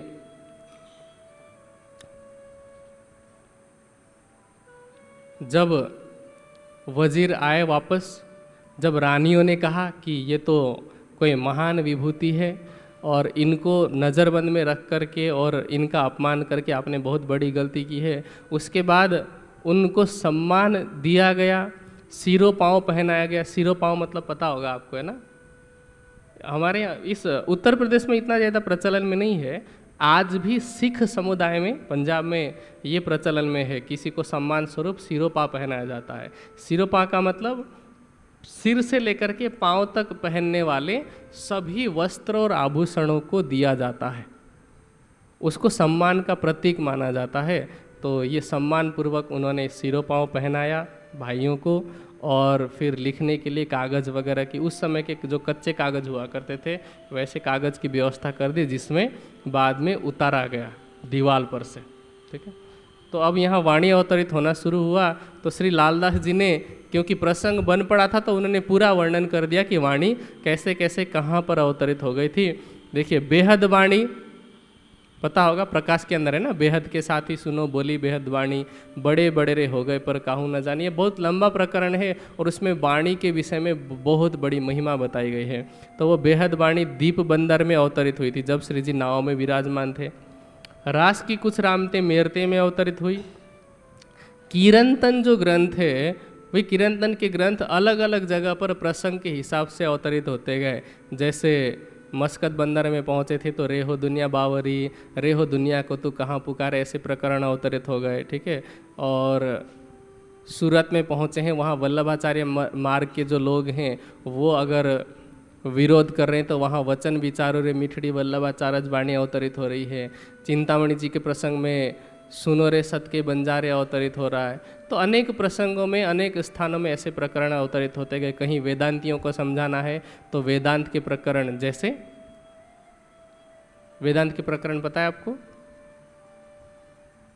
बिंद में सिंध समाया रे साधो, है ना, भाई रे ब्रह्म ज्ञानी ब्रह्म दिखलाओ, भाई रे बेहद के बंजारे, इस तरह से वाणी अलग अलग जगह पर कीर्तन की वाणी अवतरित हुई, ठीक है। और जो कलश ग्रंथ है, क्योंकि 2 ही चौपाई अवतरित हुई ना वहाँ पर हब्से में, तो वो जो कलश ग्रंथ है पूरा हुआ सूरत में, कलश गुजराती, हिंदी भाषा में कलश हिंदुस्तानी अवतरित हुई आगे अनूप शहर में, ठीक है। तो जब श्री जी अनूप शहर पहुँचे वहाँ पर प्रकाश हिंदुस्तानी, कलश हिंदुस्तानी, सनंद, ये सब ग्रंथ अवतरित हो गए। और जब श्री जी रामनगर में पहुँचे वहाँ पर कुछ वाणी अवतरित हो गई। हाँ, रास्ते में अब कते पक्ष की बातें भी अवतरित हो गई। और जो कह रहे हैं, जो प्रदक्षिणा निज धाम की, 7 स्वरूप श्रीराज, सो सारे परना मिने, वास्ते सय्यन के सुख काज, कि परम धाम की जो परिक्रमा है, परिक्रमा ग्रंथ के रूप में राज्य के 7 स्वरूप कौन से, इसमें कई बार सुंदर साथ में थोड़ा सा ये संशय रहता है। 7 श्रृंगार का मतलब, राज्य के 7 स्वरूप का मतलब समझते हैं कि 2 रास के और 5 परम धाम के, ऐसा नहीं है, क्योंकि रास की वाणी तो पन्ना में अवतरित हुई नहीं है। रास में जो राज्य के स्वरूप का वर्णन है वो तो है ही, लेकिन पन्ना में भी राज्य के 7 बार स्वरूप का वर्णन हुआ, सागर ग्रंथ में 3 बार तथा श्रृंगार ग्रंथ के अंदर 4 बार। तो ये पन्ना धाम में अवतरित हुआ। खिलवत, सागर, परिक्रमा इत्यादि सब। और उसके बाद में कयामत नामा की जो वाणी है वो अवतरित हो गई चित्रकूट में। तो इस तरह से श्री लालदास जी ने संपूर्ण वाणी कहाँ कहाँ पर अवतरित हो गई वो संक्षिप्त में बताया। अब आगे उस हब्से के विषय में, जिसको प्रमोदपुरी कहा है, उसके विषय में कह रहे हैं कि 12 महीना हो चुका है। ये विक्रम संवत 1715 का समय है। जो वजीर गए थे मिहिरराज जी और दोनों भाइयों को नज़रबंद में डाल के कहाँ गए थे, कुतुब खान से संधि करने के लिए। कुतुब खान कौन था? उस समय अहमदाबाद में उसका शासन चलता था, कि मूल रूप में जैसे दिल्ली है, दिल्ली में मुग़लों का शासन था। तो दिल्ली के जो मुग़ल थे उनके नेतृत्व में अलग अलग जगह पर मुस्लिम शासक शासन किया करते थे। और उस समय के जो छोटे छोटे राज्य वाले हिंदू राजा हैं वो उन मुस्लिम शासकों को कर अदा किया करते थे। और ये कर किस लिए लगाया हुआ था मुसलमानों ने, कि कर दे दे करके ये लोग गरीब बन जाएं, हमारा जो भंडार है वो भरता रहे, और जब कर देने में असमर्थ हो तो इनको कह दिया जाए कि या तो तुम पैसा दो, या अगर पैसा देने में असमर्थ हो तो तुम मुसलमान बनो या फिर हमसे युद्ध करो। तो वो बहाना खोजने के लिए ये सब कर वगैरह लगा गया था। औरंगजेब कभी तो हिंदुओं के लिए जजिया कर लगाता है, सिखा पर, जनेऊ पर, कभी किसी बात का कर, कभी सुरक्षा का कर, कभी ये कर वो कर, ऐसे बहुत सारे कर लगाए हुए थे। तो कुतुब खान हमला करने वाला था, गुजरात पर चढ़ाई करने वाला था, कि इन्होंने कर समय पर नहीं दिया। तो इसलिए संधि करने के लिए वजीर गए थे, वहाँ सलाह करके पहुँचे जब वापस, तो महल के लोगों ने कहा कि देखो आपने मिहिरराज पर ऐसा जुल्म किया कि एक तो घर लूट लिया। घर लूटने का मतलब घर में जो भी संपत्ति जमा की थी सुंदर साहब की सेवा के लिए वो सारा ले लिया, और फिर ऐसे नज़रबंद करके बैठाया कि 1 साल होने को आया है। ये बिल्कुल ठीक नहीं है, आप इनको तुरंत छोड़िए, इनको सांत्वना दीजिए, अपने किए की माफ़ी मांगिए, और फिर सिरों पाँव दे करके सम्मानित करके घर भेजिए, ताकि इनको कोई दुख ना हो, और जो दुख हुआ है उसके लिए माफ़ी मांगिए। तो अब वजीर ने तुरंत ही राजा से बात की और फिर मिहिरराज जी को वहाँ से नज़रबंद से छुटकारा दिया और फिर जो किताबें उतरी थी उन सब को लिखित रूप में लिख करके ग्रंथों का रूप बना करके अब मिहिरराज जी पहुँचे वापस कहाँ, बिहारी जी के पास। अब वहाँ जा कर के सारी बातें बताई कि कैसे कैसे हुआ, किस तरह से राज जी मेरे हृदय धाम में विराजमान होकर के कैसे उन्होंने इस वाणी का अवतरण कराया। अब सुंदर साथ भी सुन रहे हैं, तो सुंदर साथ ने तो देखा कि राज जी की ये बहुत मेहर है मिहिरराज जी के ऊपर। अब बिहारी जी ने क्या किया, महामती जी कह रहे हैं, इत बिहारी जी चमके सुन खटरी तू के सुकन। खटरी तू के शब्दों को सुन करके बिहारी जी चौंक गए कि अगर ये वाणी सुंदर साथ पढ़ लेगा तो मेरे ऊपर कोई विश्वास नहीं लाएगा, क्योंकि खटरी तू की वाणी में इंद्रावती जी कहती हैं कि हे धामधनी, मैंने आपको मेरे हृदय रूपी पिंजरे में तोता बना करके बंद किया है, और जैसे तोते को अंगूर खिलाया जाता है ना, उसी तरह से मैं अपने हृदय में आपको बसा करके अपने प्रेम रूपी अंगूर आपको खिला रही हूँ। और यदि आप में हिम्मत है इस हृदय से निकलने की तो आप निकल के दिखाइए। सोचिए कि संसार के जो भक्त हैं, सूरदास जी के विषय में कहावत कही जाती है कि एक बार वो किसी गड्ढे में गिरे थे, तो कृष्ण जी को पुकार रहे थे, कृष्ण जी पहुँचे, उन्होंने दर्शन दिया, सूरदास जी को वहाँ से निकाल दिया। अब उन्हें अनुभव हो चुका है कि कृष्ण जी के अलावा और कोई ऐसा नहीं कर रहा है, कृष्ण जी ही हैं। जब वो हाथ छुड़ा करके जाने लग गए तो उन्होंने कहा कि बाँह छुड़ाए जात हो निर्बल जान के मोहे, हृदय से जब जाओगे तब जानू मैं तोय। तो सोचिए कि एक ब्रह्मात्मा के हृदय में प्रेम का कितना बल होगा। उन्होंने राज्य के लिए स्पष्ट चुनौती दिया कि आप चाह करके भी अब मेरे हृदय से निकल नहीं सकते, मैंने अब आपको अपने प्रेम के वशीभूत कर लिया है। अब बिहारी जी देख करके सोच रहे हैं कि अगर राज्य इनके वशीभूत हो गए तो फिर मैं कौन हूँ, क्योंकि बिहारी जी तो अपने आप को राज्य कह करके प्रमोट कर रहे हैं ना। तो उन्होंने सोचा कि ये जो खटरीतु के वचन है, ये जो वाणी है सुंदर साथ के बीच में नहीं आनी चाहिए। उन्होंने निर्णय कर लिया, सोच लिया कि ये तो मैं सुंदर साथ के बीच में जाहिर नहीं करने दूंगा। कह रहे करने न देऊं जाहिर, ए बानी साथ मिने, दिल में जान ऐसा कहया, क्यों एता विरह किया आपने। बिहारी जी क्या कह रहे हैं कि आपको मेरे लिए, बिहारी जी कह रहे हैं कि आपको मेरे लिए इतना विरह करने की क्या आवश्यकता थी, हम तो एक ही शहर में थे, अगर इतनी ही तड़प थी दर्शन की तो आकर के मिल लेते। मैं तो बैठा था एक शहर में, तेरे आगे नज़र, तेरा विरह मुझ पर पड़ा, ये सुकन का देव उत्तर। कह रहे हैं आपके पास मेरी इस बात का कोई उत्तर है कि आपके विरह से मुझे कितना असर हुआ, मुझे कितना दुख हुआ। अब बिहारी जी ने बेचारे राजनीति कर रहे हैं यहाँ पर, कह रहे हैं कि आपके विरह का मुझ पर कितना असर हुआ है, देखो तो आपने ऐसा क्यों किया। अब उल्टा मिहिरराज जी को वो डांट रहे हैं और उन्होंने कहा कि ये जो वाणी है ये रहने दो, हमारे यहाँ ऐसी प्रक्रिया नहीं है, ऐसी प्रवृत्ति नहीं है। सदगुरु धनश्री देवचंद्र जी ने कोई ग्रंथ लिखा नहीं, तो आप ऐसा क्यों लिख रहे हो। और जैसा हमारा मार्ग है चर्चा सुनाने का, बस वही काम करते रहो।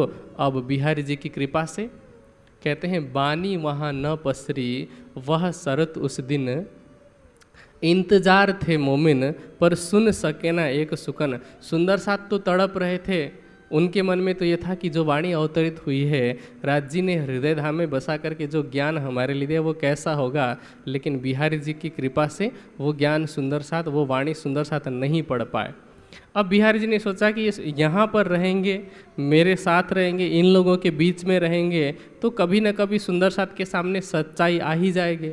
तो इसलिए उन्होंने मिहिरराज जी को कहीं दूर भेजने का निर्णय लिया और फिर कहा कि आप यहाँ से चले जाइए।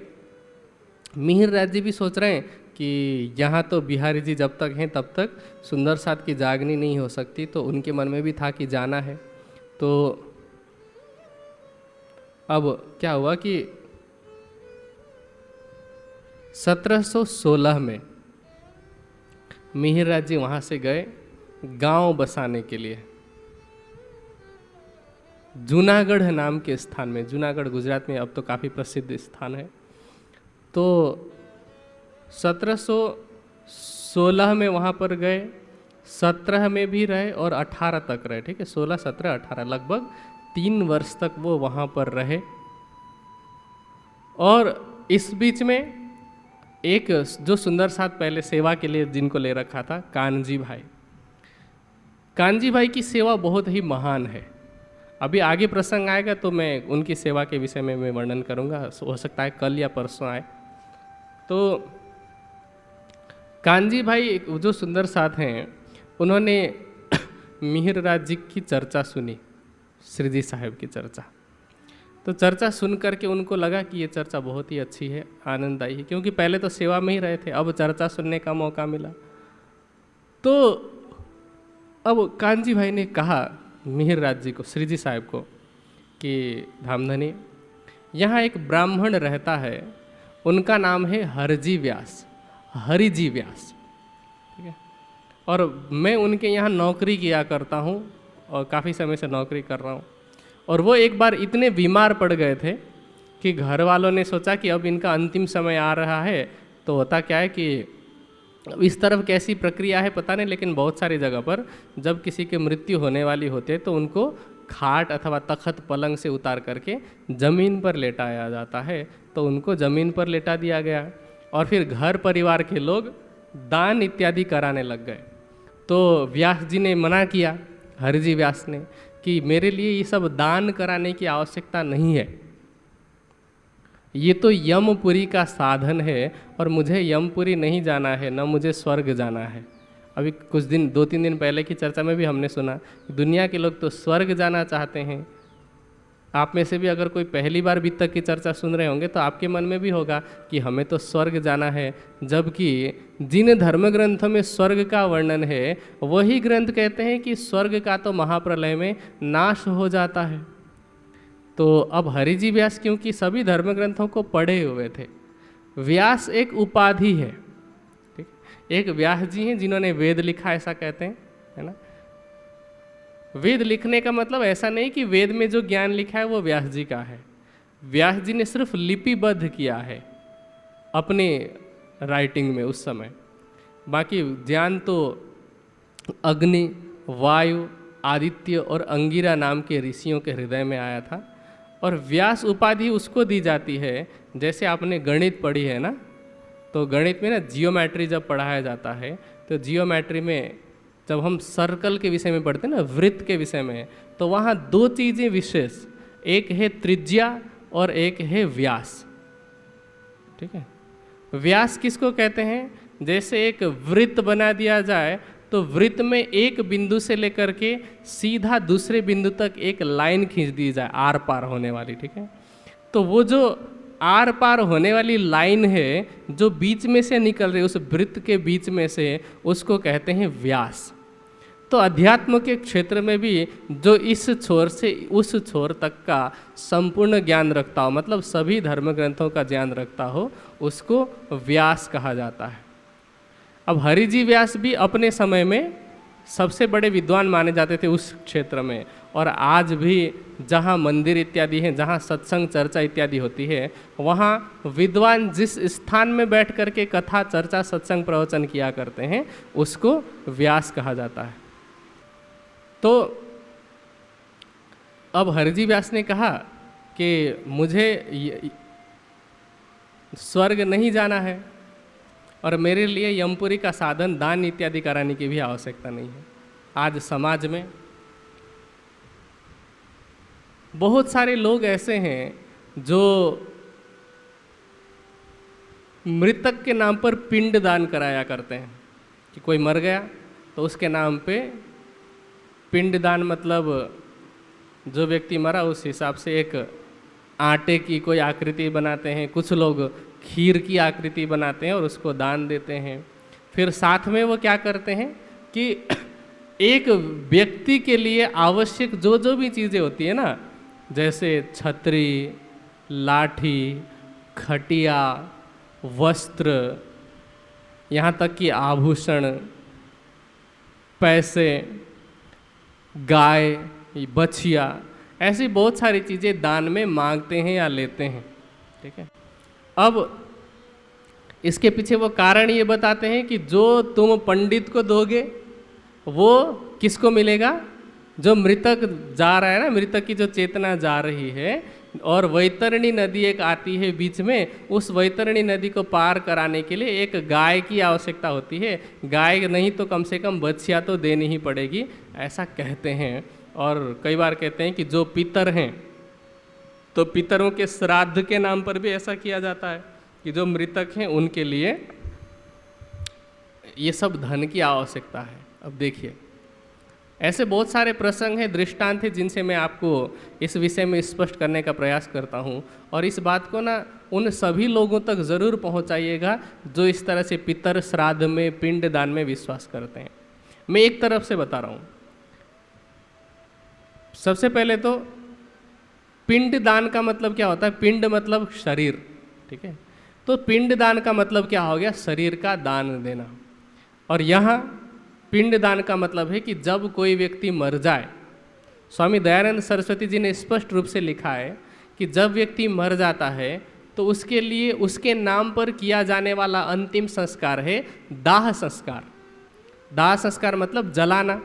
अच्छा, कुछ जो महापुरुष हुए हैं उनकी समाधि बनाई जाती है, उसका कोई अलग कारण है, मैं अभी उसकी व्याख्या नहीं कर रहा हूँ, भविष्य में जब प्रसंग आएगा तो उसकी व्याख्या हो जाएगी।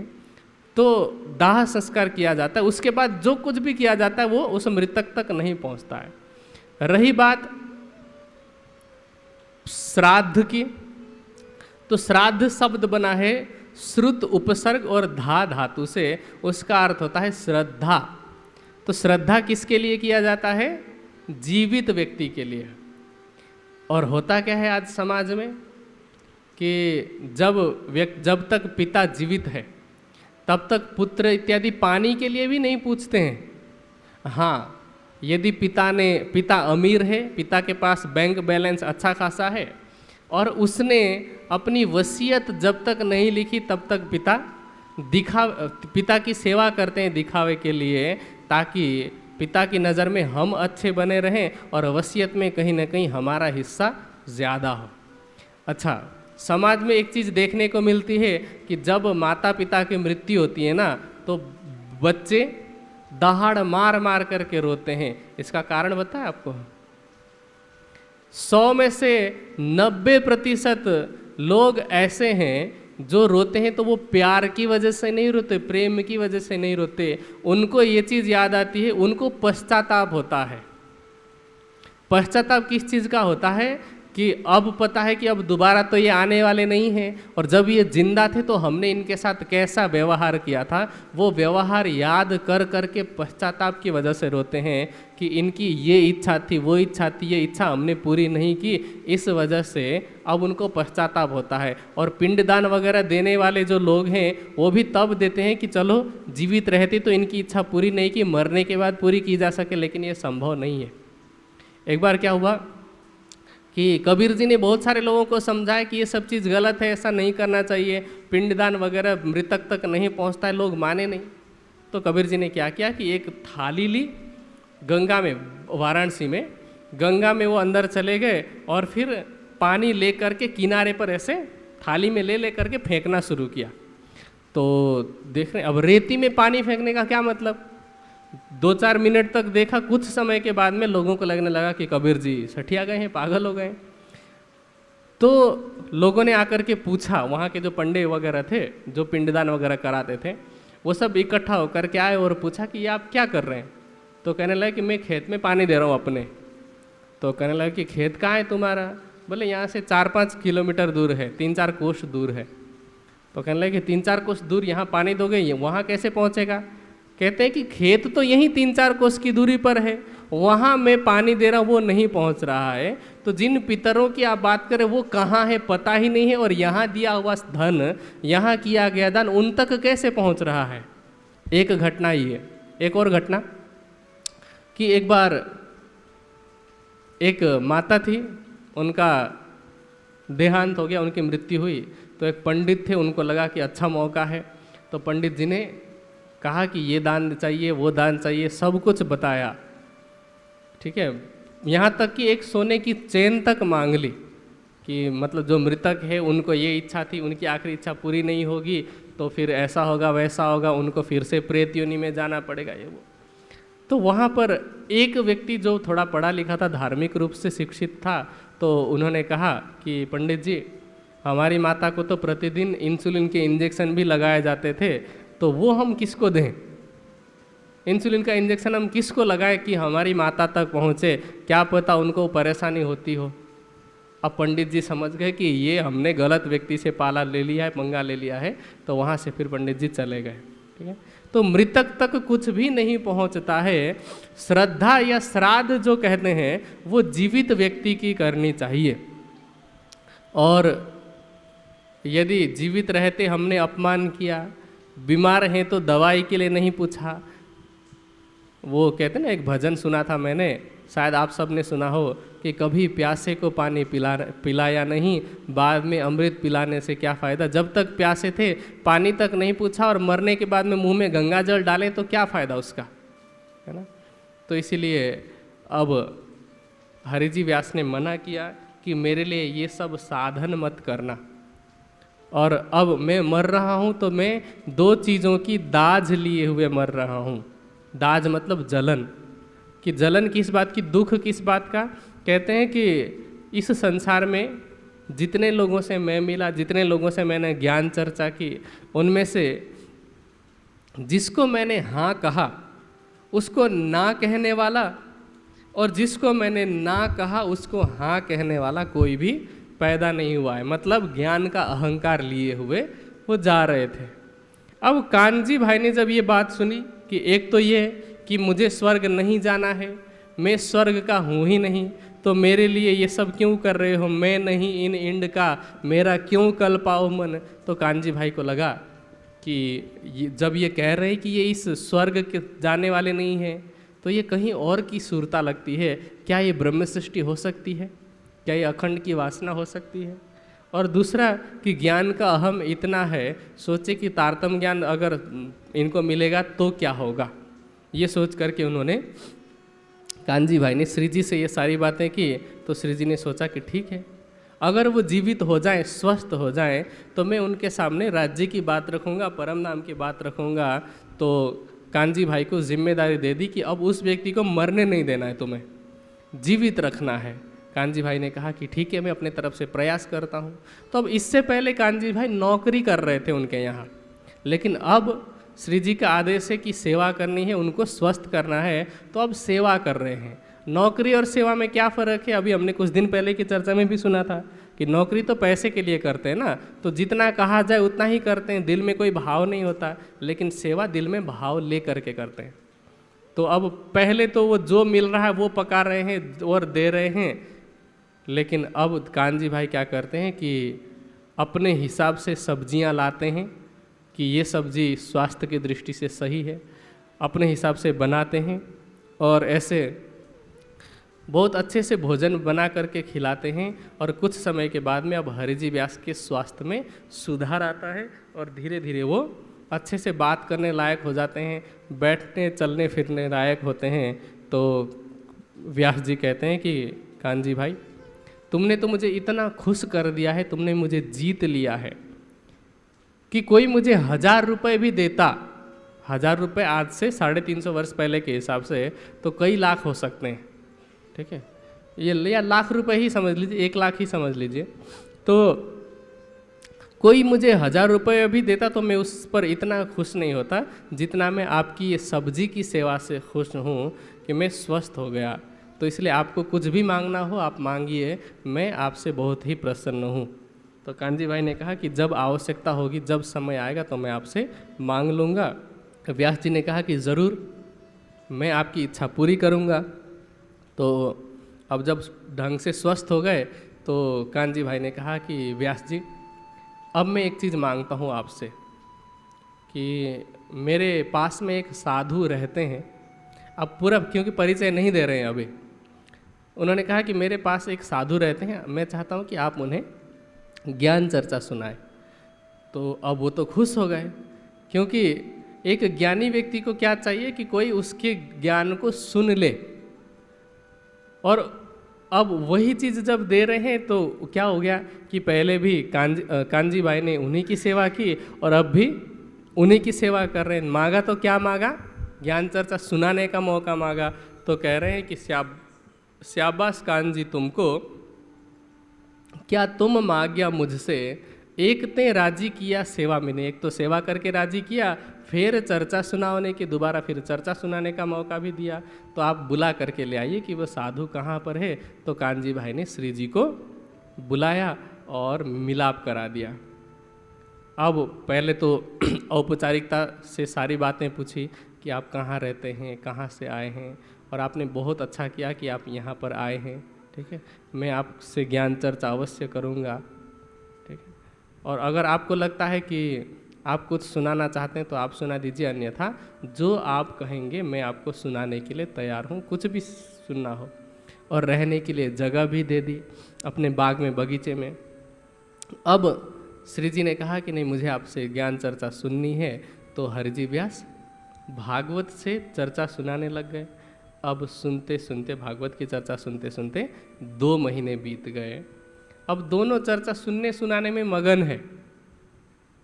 और एक दिन चर्चा के क्रम में अब एक प्रसंग आया कि एक दिन ठौर नारायण की ताके कहे वचन, नारायण के स्थान के विषय में वर्णन किया कि एक हीरे का मंदिर, ताको बड़ो विस्तार, 84 लाख योजन, ताको कहो विचार। कि एक हीरे का ऐसा मंदिर है जो जिसका विस्तार 84 लाख योजन का है।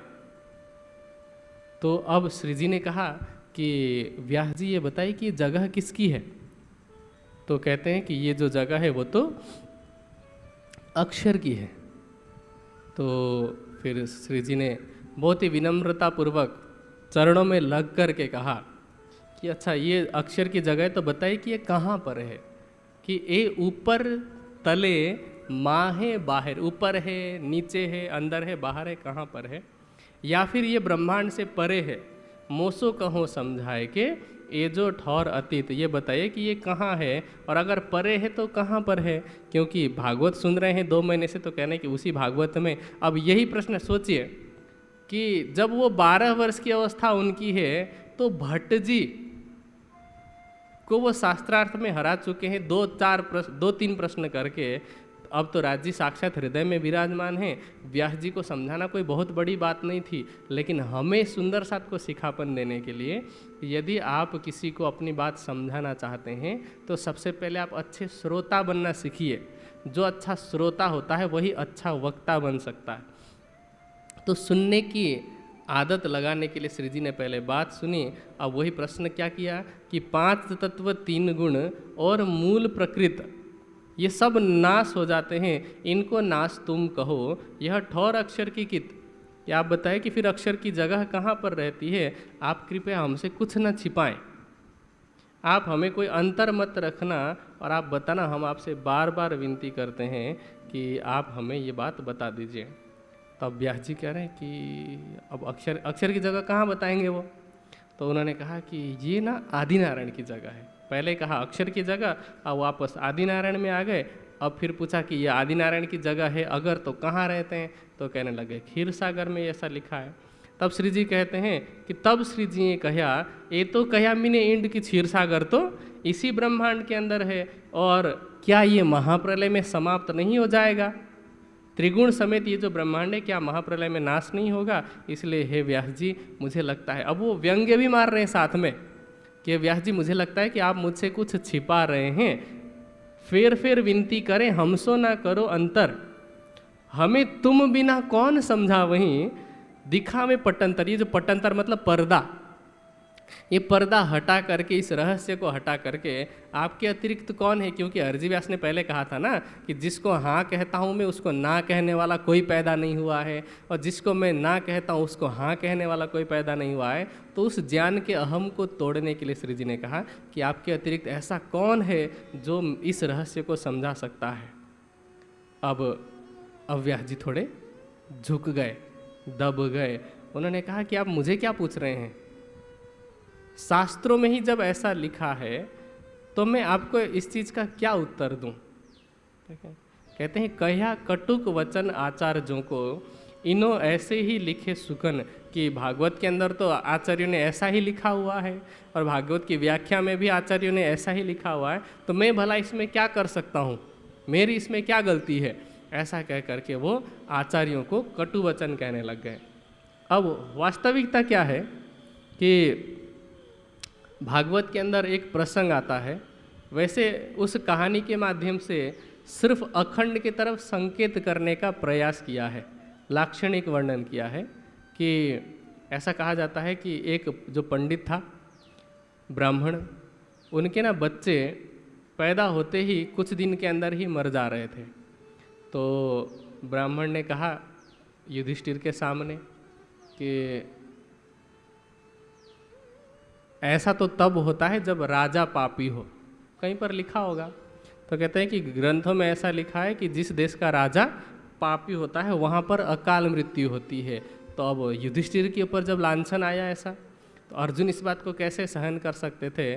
तो अर्जुन ने मन में ये निर्णय लिया कि अब वो तो कहने के लिए तो क्या है कि चेतना कहाँ पर रहती है, चेतना का मूल कौन है, जीव का मूल आदिनारायण है ना।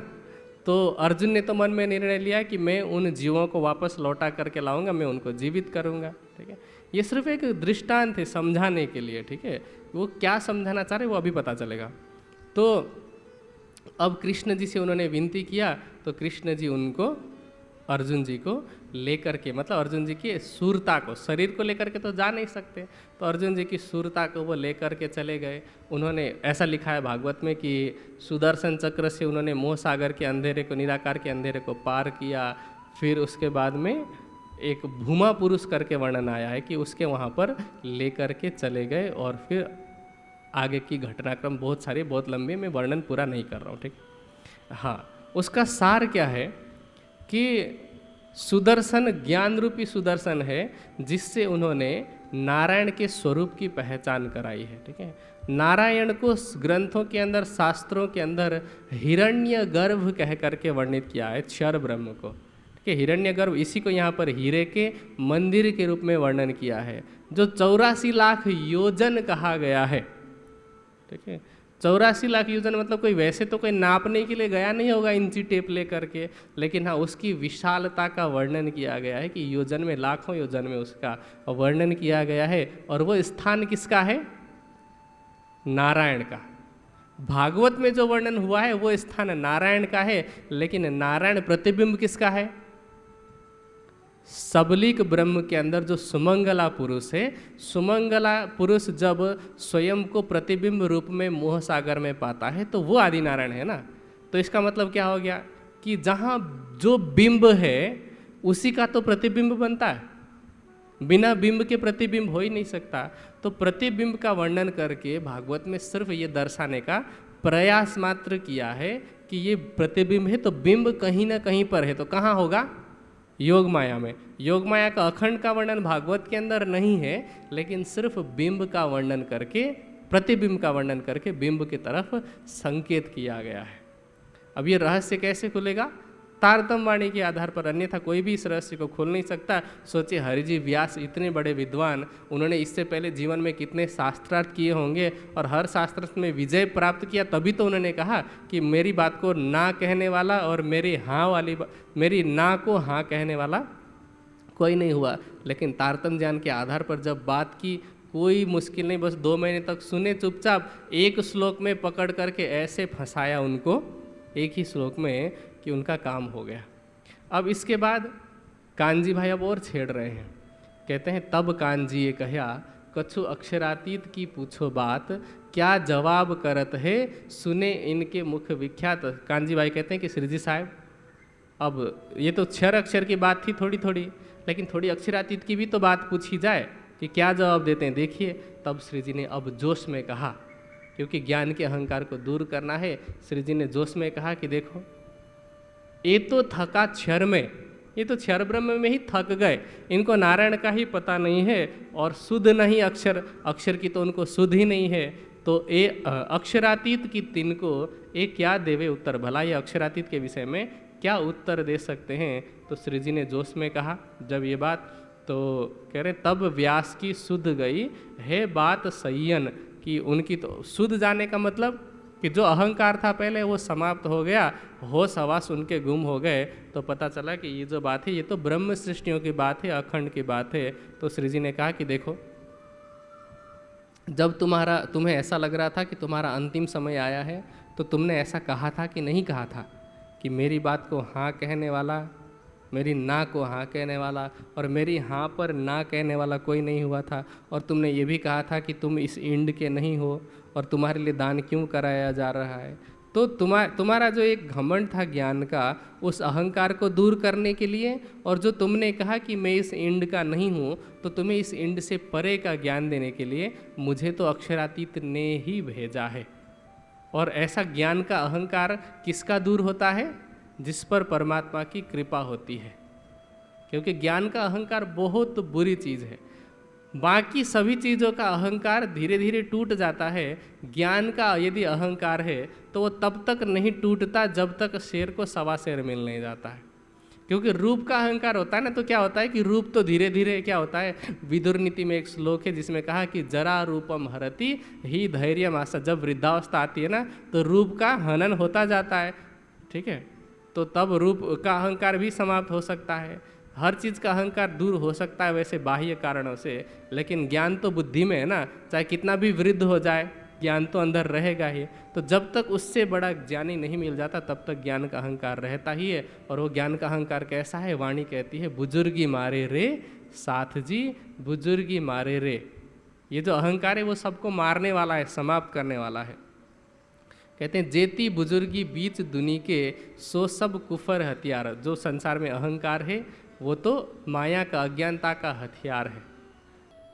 तो जब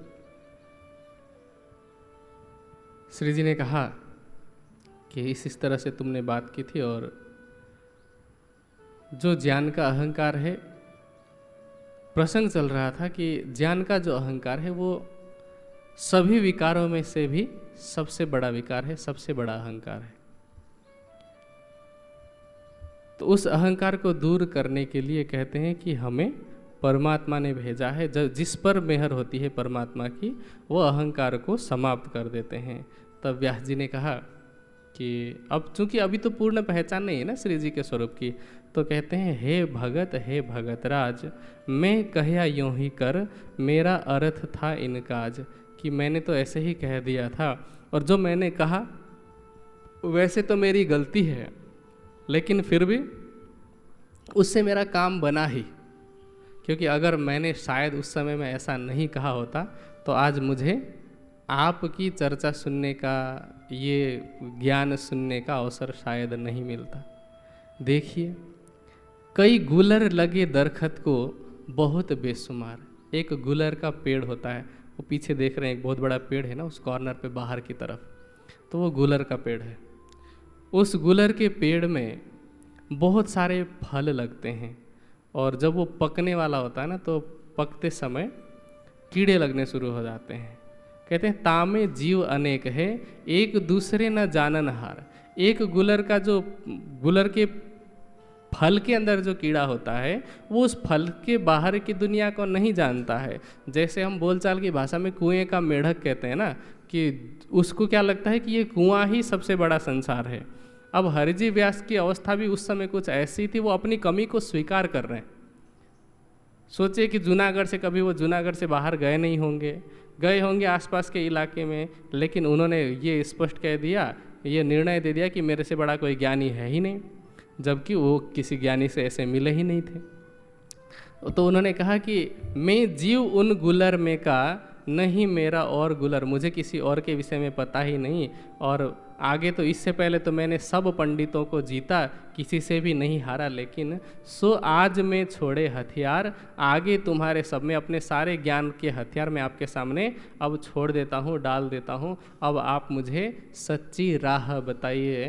तो अब उनका जितना अंकुर था, और मैंने वैसे पहले भी कई बार कहा है, और पिछले साल की चर्चा में भी हम सबको पता है कि जहाँ कहीं भी ऐसा प्रसंग आता है कि जेता अंकुर इनका, तो वहाँ अधिकांश जगहों पर ये संकेत किया गया है कि इनके अंदर ईश्वरी सृष्टि की वासना थी।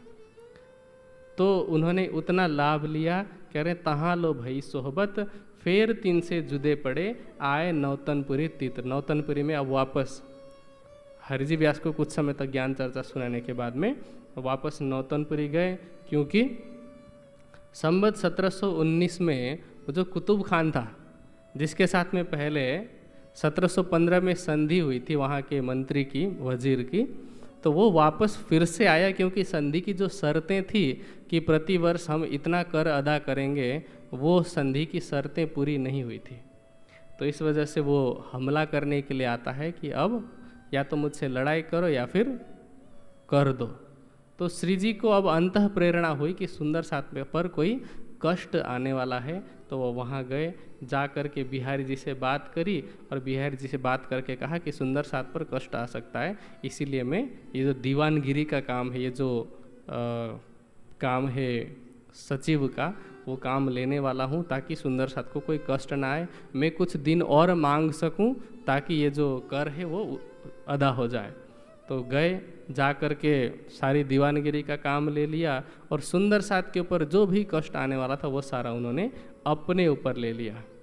वो गुजरात गए, मतलब अहमदाबाद में गए और वहाँ जा कर के क्या किया उन्होंने कि कुछ दिन मांगा, कुछ दिन मांग करके कहा कि इतने दिन में मैं ये जो कर है अदा कर दूंगा, लेकिन अब कारण ऐसा कि मिहिर राज जी की भी परीक्षा होनी है और माया कैसी होती है वो दिखाना है। याद है रास की वाणी में एक चौपाई आती है कि मैं तृण युद्ध कीधा फरी फरी, पछे गत मत मारी हरी, लई वश पोताने करी। माया के साथ मैंने 3 बार युद्ध किया और अंतिम युद्ध में तो उसने एक बार मुझे भी हरा दिया, ऐसा इंद्रावती जी कह रही हैं। ठीक है, तो अब यहाँ ऐसी ही अवस्था आई। क्या हुआ कि कर अदा नहीं कर पाए, तो संधि की शर्त के अनुसार अब श्री जी साहब को, मिहिर राज जी को फांसी देने का निश्चय हुआ कुतुब खान के माध्यम से। अब कारागार में डाल दिया गया, जेल में डाल दिया गया, फांसी का दिन निश्चित था। उधर क्या हुआ कि कानजी भाई जो इतने सेवाभावी सुंदर साथ हैं, उन्होंने क्या सोचा कि यदि एक कानजी को, वैसे तो राज्य की मेहर होगी, कुछ नहीं होगा, लेकिन अगर एक कानजी की मृत्यु भी हो जाती है तो हजारों कानजी खड़े हो जाएंगे, लेकिन श्री जी साहब को कुछ भी हो जाता है तो उनकी जगह लेने वाला कोई नहीं होगा। ऐसा सोच करके कानजी भाई ने अपना बलिदान देने का, अपना समर्पण करने का विचार किया और फिर उन्होंने तेज कुंवरी जी से उनके वस्त्र मांगे और वस्त्र मांग करके उन वस्त्रों को पहन करके उस जेल में गए और आवाज़ बदल करके बात की कि मुझे उनसे मिलना है। अब वो पत्नी समझ करके, तेज कुंवरी समझ करके मिलने का उन्होंने मौका दिया। जब अंदर गए तो अंदर जाने के बाद में, कारागार में जाने के बाद में मिहिर राज जी को उन्होंने कहा कि आपको इन वस्त्रों को पहन करके यहाँ से निकलना है। तो अब श्री जी साहब माने नहीं, तो कांजी भाई भी जिद करने लग गए और कांजी भाई की जिद के सामने उन्हें झुकना पड़ा। कांजी भाई कहने लगे कि मुझे कुछ नहीं होगा, राज जी रक्षा कर लेंगे, अगर आपको कुछ हो गया तो। अब वहाँ सुंदर साथ की जिद थी वैसे तो, लेकिन इंद्रावती जी को इसलिए लगा कि माया ने मुझे जीत लिया, क्योंकि कोई लौकिक भाव से, सामान्य दृष्टि से देखने पर यह भी सोच सकता है कि जो राज्य कानजी भाई की रक्षा कर सकते हैं वो इंद्रावती जी की भी रक्षा कर सकते हैं, मिहिर राज जी की भी रक्षा कर सकते हैं, तो मिहिर राज जी वहाँ पर छोड़कर के क्यों भागे, ऐसा किसी को लग सकता है। तो इसीलिए इंद्रावती जी ने कहा कि उस वाले युद्ध में माया ने ऐसा रंग दिखाया कि मुझे भी माया के सामने झुकना पड़ा, दबना पड़ा, और फिर वहाँ से मैं निकल गया। श्री जी साहब वहाँ से निकल गए तेज कुंवरी जी के वस्त्र को पहन करके। अच्छा, अब इसी बीच में क्योंकि प्रसंग हमने थोड़ी सी शीघ्रता के साथ बढ़ाई, एक प्रसंग थोड़ा सा छूट गया जिसको मैं आप सबके सामने रख रहा हूँ कि मिहिर राज जी का पहले विवाह हुआ था, आप सबको पता है, हमने परसों की चर्चा में भी सुना था। किसके साथ? फूलबाई जी के साथ में। तो बिहारी जी जब गादी पर बैठे थे तो उन्होंने एक नियम बनाया था कि सुबह शाम प्रतिदिन दोनों वक्त प्रत्येक सुंदर साथ को दर्शन के लिए आना ही है, और जो नहीं आएगा उनको हम परम धाम से निकाल देंगे। अब डर की वजह से सब सुंदर साथ आते थे, उनमें से एक सुंदर साथ ऐसा था जिनको काफ़ी दूर से, मतलब लगभग 6 किलोमीटर की दूरी से आना पड़ता था। उस समय साधन तो नहीं हुआ करते थे, गरीब किसान थे। सोचिए 6 किलोमीटर पैदल आना तो वापस 6 किलोमीटर जाना भी, तो 12 किलोमीटर सुबह और फिर घर का काम करें और फिर 12 किलोमीटर शाम को भी यात्रा करना, इतना संभव है? सिर्फ यात्रा ही यात्रा करते रहे तब भी 24 किलोमीटर तो हम पैदल दिन भर में नहीं चल सकते हैं ना, या बहुत कठिनाई पूर्वक चल सकते हैं। तो उस सुंदर साथ ने आग्रह किया बिहारी जी महाराज को कि बिहारी जी महाराज, मैं इतनी दूरी से आता हूँ और यदि आपकी अनुमति हो तो मैं एक बार के लिए दर्शन के लिए आऊँ तो चलेगा? अब बिहारी जी, इतना प्रेम था उनके दिल में, उन्होंने कह दिया कि दोनों बार आने की ज़रूरत नहीं है, मैं तुमसे सुंदर साथ से तुम्हें निकालता हूँ, बहिष्कृत करता हूँ। अब जब इस कठोर व्यवहार को देखा तो उस किसान सुंदर साथ ने सोचा कि इससे अच्छा तो ये है कि मैं दोनों वक्त आ जाता हूँ, जो होगा देख लेंगे, लेकिन मुझे सुंदर साथ में ही रहना है। तो उन्होंने अब माफ़ी मांगने की सोची, लेकिन बिहारी जी का जो पत्थर हृदय है वो नहीं पिघला। काफ़ी समय तक वहाँ भूखे प्यासे पड़े रहे, लेकिन अब उस समय क्या हुआ कि मिहिर राज जी किसी राज कार्य से बाहर गए हुए थे, अन्यथा वो तो प्रतिदिन आया करते थे ना दर्शन के लिए।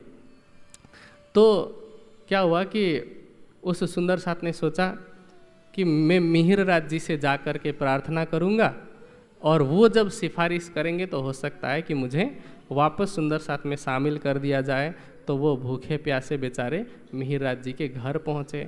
जब घर पे पहुँचे तो फूलबाई जी ने देखा कि सुंदर साथ की हालत ऐसी है। फूलबाई जी ने उनको भोजन इत्यादि कराया। अब ये खबर, क्योंकि चुगलखोरों की तब भी कमी नहीं थी, बिहारी जी तक पहुंच गई कि इस तरह से फूलबाई जी ने उस सुंदर साथ को भोजन कराया है जिसको आपने बहिष्कार किया है, बहिष्कृत किया है। अब बिहारी जी को तो बहाना मिल गया। अब उन्होंने आदेश दे दिया नागजी भाई को। नागजी भाई द्वार पे रहा करते थे, द्वारपाल के रूप में वो देखा करते थे। तो उन्होंने कहा कि मिहिर राज जब आए तो उन्हें अंदर आने मत देना। अब जब मिहिर राज जी पहुँचे तो उन्होंने कहा कि बिहारी जी ने आपको अंदर आने से मना किया है। तो उन्होंने पूछा कि कारण क्या है। तो पता चला बिहारी जी ने कहलवाया कि या तो आप मुझे चुनेंगे या आप अपनी पत्नी को चुनेंगे, किसको चुने। अब ये धर्म संकट की अवस्था है। वैसे देखा जाए तो फूलबाई जी की क्या गलती है, कोई गलती नहीं। लेकिन चूंकि यदि अगर उस समय में मिहिर राज जी फूलबाई जी को चुनते तो जो जागनी का मिशन है वो धराशायी हो सकता था। कैसे कि मिहिर राज जी में और बिहारी जी में वहीं से फूट पड़ जाती, सुंदर साथ अलग थलग हो जाते, और फिर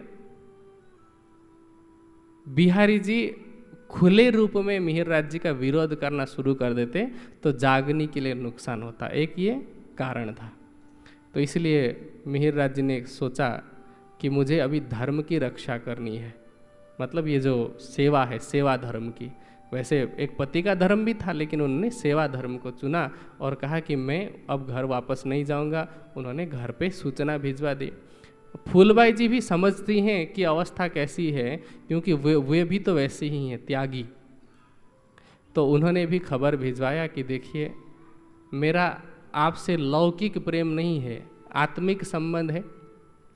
आप केवल इतना करना कि जब मेरा तन छूट जाए तो जहाँ पर आग दी जाएगी उस चिता की राख पर अपने चरण कमल ज़रूर रख देना, ये मेरी अंतिम इच्छा है। ऐसा कह करके अब फूलबाई जी ने राज्य के विरह में तड़प तड़प करके भोजन इत्यादि सब बंद कर दिया और कुछ समय में उन्होंने अपना तन छोड़ा। सोचिए कितना बड़ा त्याग है। लेकिन अब उनकी इच्छा ये भी थी, क्योंकि एक मिहिर राज जी के साथ में उनके दो संबंध हैं। एक तो शरीर भाव से पति वाला संबंध है, और दूसरा जो शरीर का पति है उसी के अंदर राज्य विराजमान है जो कि आत्मा के प्रियतम है। तो उनके मन में ये था कि मुझे उनके साथ रहने का अवसर मिले, ये इच्छा थी। तो अब क्या हुआ, जब श्री जी पहुँचे जूनागढ़, हरजी व्यास की जागनी हो रही ना, हुई थी ना, तो उस समय जब श्री जी जूनागढ़ पहुँचे तो वहाँ पर एक वीरजी भानजी नाम के व्यक्ति थे। उनकी पुत्री के रूप में, पुत्री जिनका नाम है तेज कुंवरी, उनके अंदर वही आत्मा है जो फूलबाई जी के अंदर थी। तो अब तेज कुंवरी जी ने जब जैसे ही मिहिरराज जी को देखा, श्री जी साहिब को देखा, अब राज्य की अंतः प्रेरणा है, उन्होंने पहचान लिया कि इनके अंदर मेरी आत्मा के प्रियतम है और उन्होंने घूंघट कर लिया। अब कोई भी स्त्री हर किसी के सामने घूंघट नहीं करती है। पिताजी ने देख करके जब कारण पूछा तो कहा कि मैं पूर्व जन्म में जिस तन में थी ये उनके पति हैं, तो मैं चाहती हूँ कि मेरे साथ इनका विवाह हो जाए अथवा इनके साथ मेरा विवाह हो जाए। अब फिर ये बात जब श्री जी साहिब तक पहुँची, अब उनको तो आत्मिक स्वरूप की पहचान है, उन्होंने उनसे विवाह करना स्वीकार किया। लौकिक भाव से नहीं, सिर्फ इस भाव से कि जो उन्होंने त्याग किया है पिछले जन्म में फूलबाई जी के रूप में, तो उस आत्मा ने जो त्याग किया उस त्याग का फल इन्हें मिले, उस भाव से। कोई इस पर कोई ये ना समझे कि लौकिक विकार का भाव था, पति पत्नी वाला संबंध था, ऐसा कहीं पर भी नहीं है। हर जगह पर तेज कुंवर जी ने बढ़ चढ़ करके सेवा में हिस्सेदारी ली। लौकिक कभी भी अधिकार नहीं खोजा उन्होंने, एक लौकिक पत्नी वाला अधिकार नहीं खोजा, न ही मिहिरराज जी और तेज कुंवर जी के बीच में लौकिक पति पत्नी वाला संबंध था। अब यहाँ पर एक सुंदर साथ के बीच में थोड़ा सा विवाद ये है कि बहुत सारे लोग कहते हैं कि फूलबाई जी के धामगमन के बाद जब श्री जी पहुँचे हैं यहाँ जूनागढ़, तो उस समय में तेज कुंवर जी की आयु बहुत कम थी, क्योंकि धामगमन के समय में और जूनागढ़ पहुँचने में बहुत लंबा समय नहीं है, लगभग 6-7 साल का ही बीच में गैप होता है। तो इस बीच में सुंदर साथ कहते हैं कि इतने मतलब जो इतने कम उम्र की बालिका के साथ में विवाह हुआ, ऐसा नहीं है। फूलबाई जी का तन छूटा तो उसी तरह से तेज कुंवरी जी के अंदर फूलबाई जी के तन में विराजमान आत्मा आई। जैसे ब्रज लीला में पता है परम धाम की ब्रह्म सृष्टियाँ आई तो बालिका के तन में, मतलब वो एक शिशु के अंदर आई अथवा पहले से ही जो तन किशोर थे गोपिकाओं के उनमें आई थे, किशोर गोपिकाओं में आई है ना। इसका मतलब आत्मा जीव की बात मैं नहीं कर रहा हूँ, ठीक है। जिन लोगों को जीव और आत्मा का पता नहीं है, भविष्य में जब वाणी की चर्चा होगी या फिर वाणी की चर्चा SP जैन पर यूट्यूब चैनल पर इस विषय में डली हुई है, तो वहाँ से सुन करके समझ सकते हैं।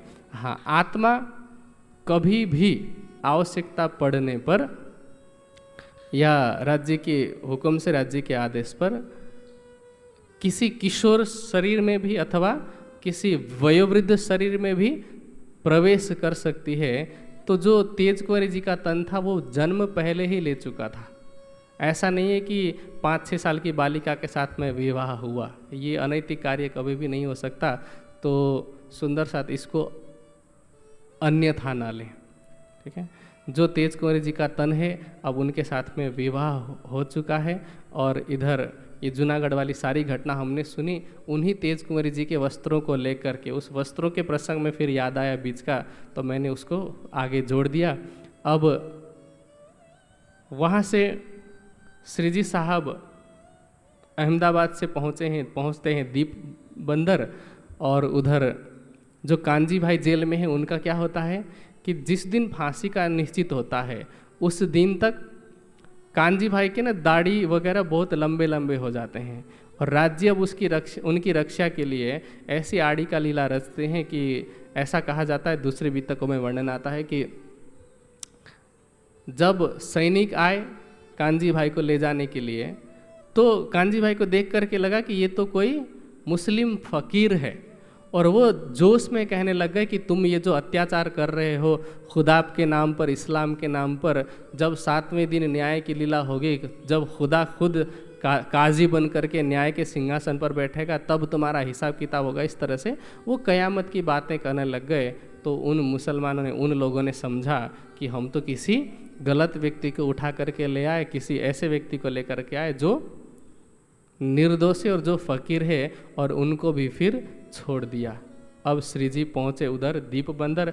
अब दीप बंदर में पहुँचे, कह रहे हैं कि माया पूरी दिखाए के नजर करी तरफ हक। अब पूरी माया दिखा करके राज्य की तरफ नजर किया। पूरी माया का मतलब कि माया ने ऐसा रंग दिखाया कि मिहिर राज्य को भी मैदान छोड़ कर के एक बार के लिए भागना पड़ा। उसको कह दिया गया पूरी माया। अन्यथा इससे पहले जब फूलबाई जी के त्याग करने की बारी थी तब भी उन्होंने त्याग कर दिया, बड़े बड़े त्याग किए। हफ्से के जेल में पहुंचे तब उनका ईमान नहीं डगमगाया।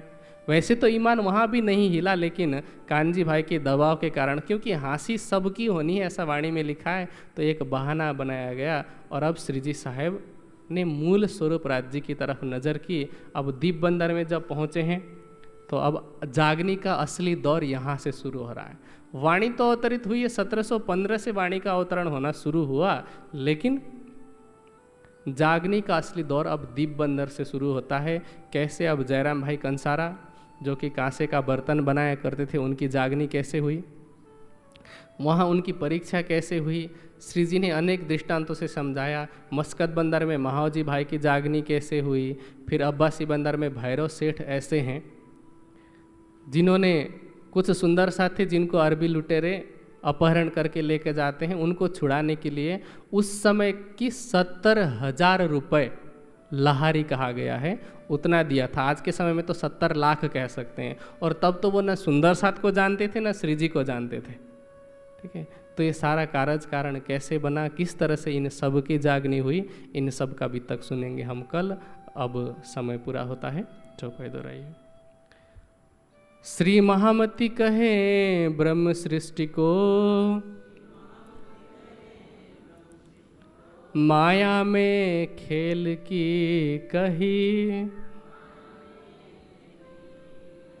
अब आगे की कहूँ, ए जो बीतक भई, ए जो बीतक भई। बोलो श्री प्राणनाथ प्यारे की, बोलो श्री सद्गुरु महाराज की।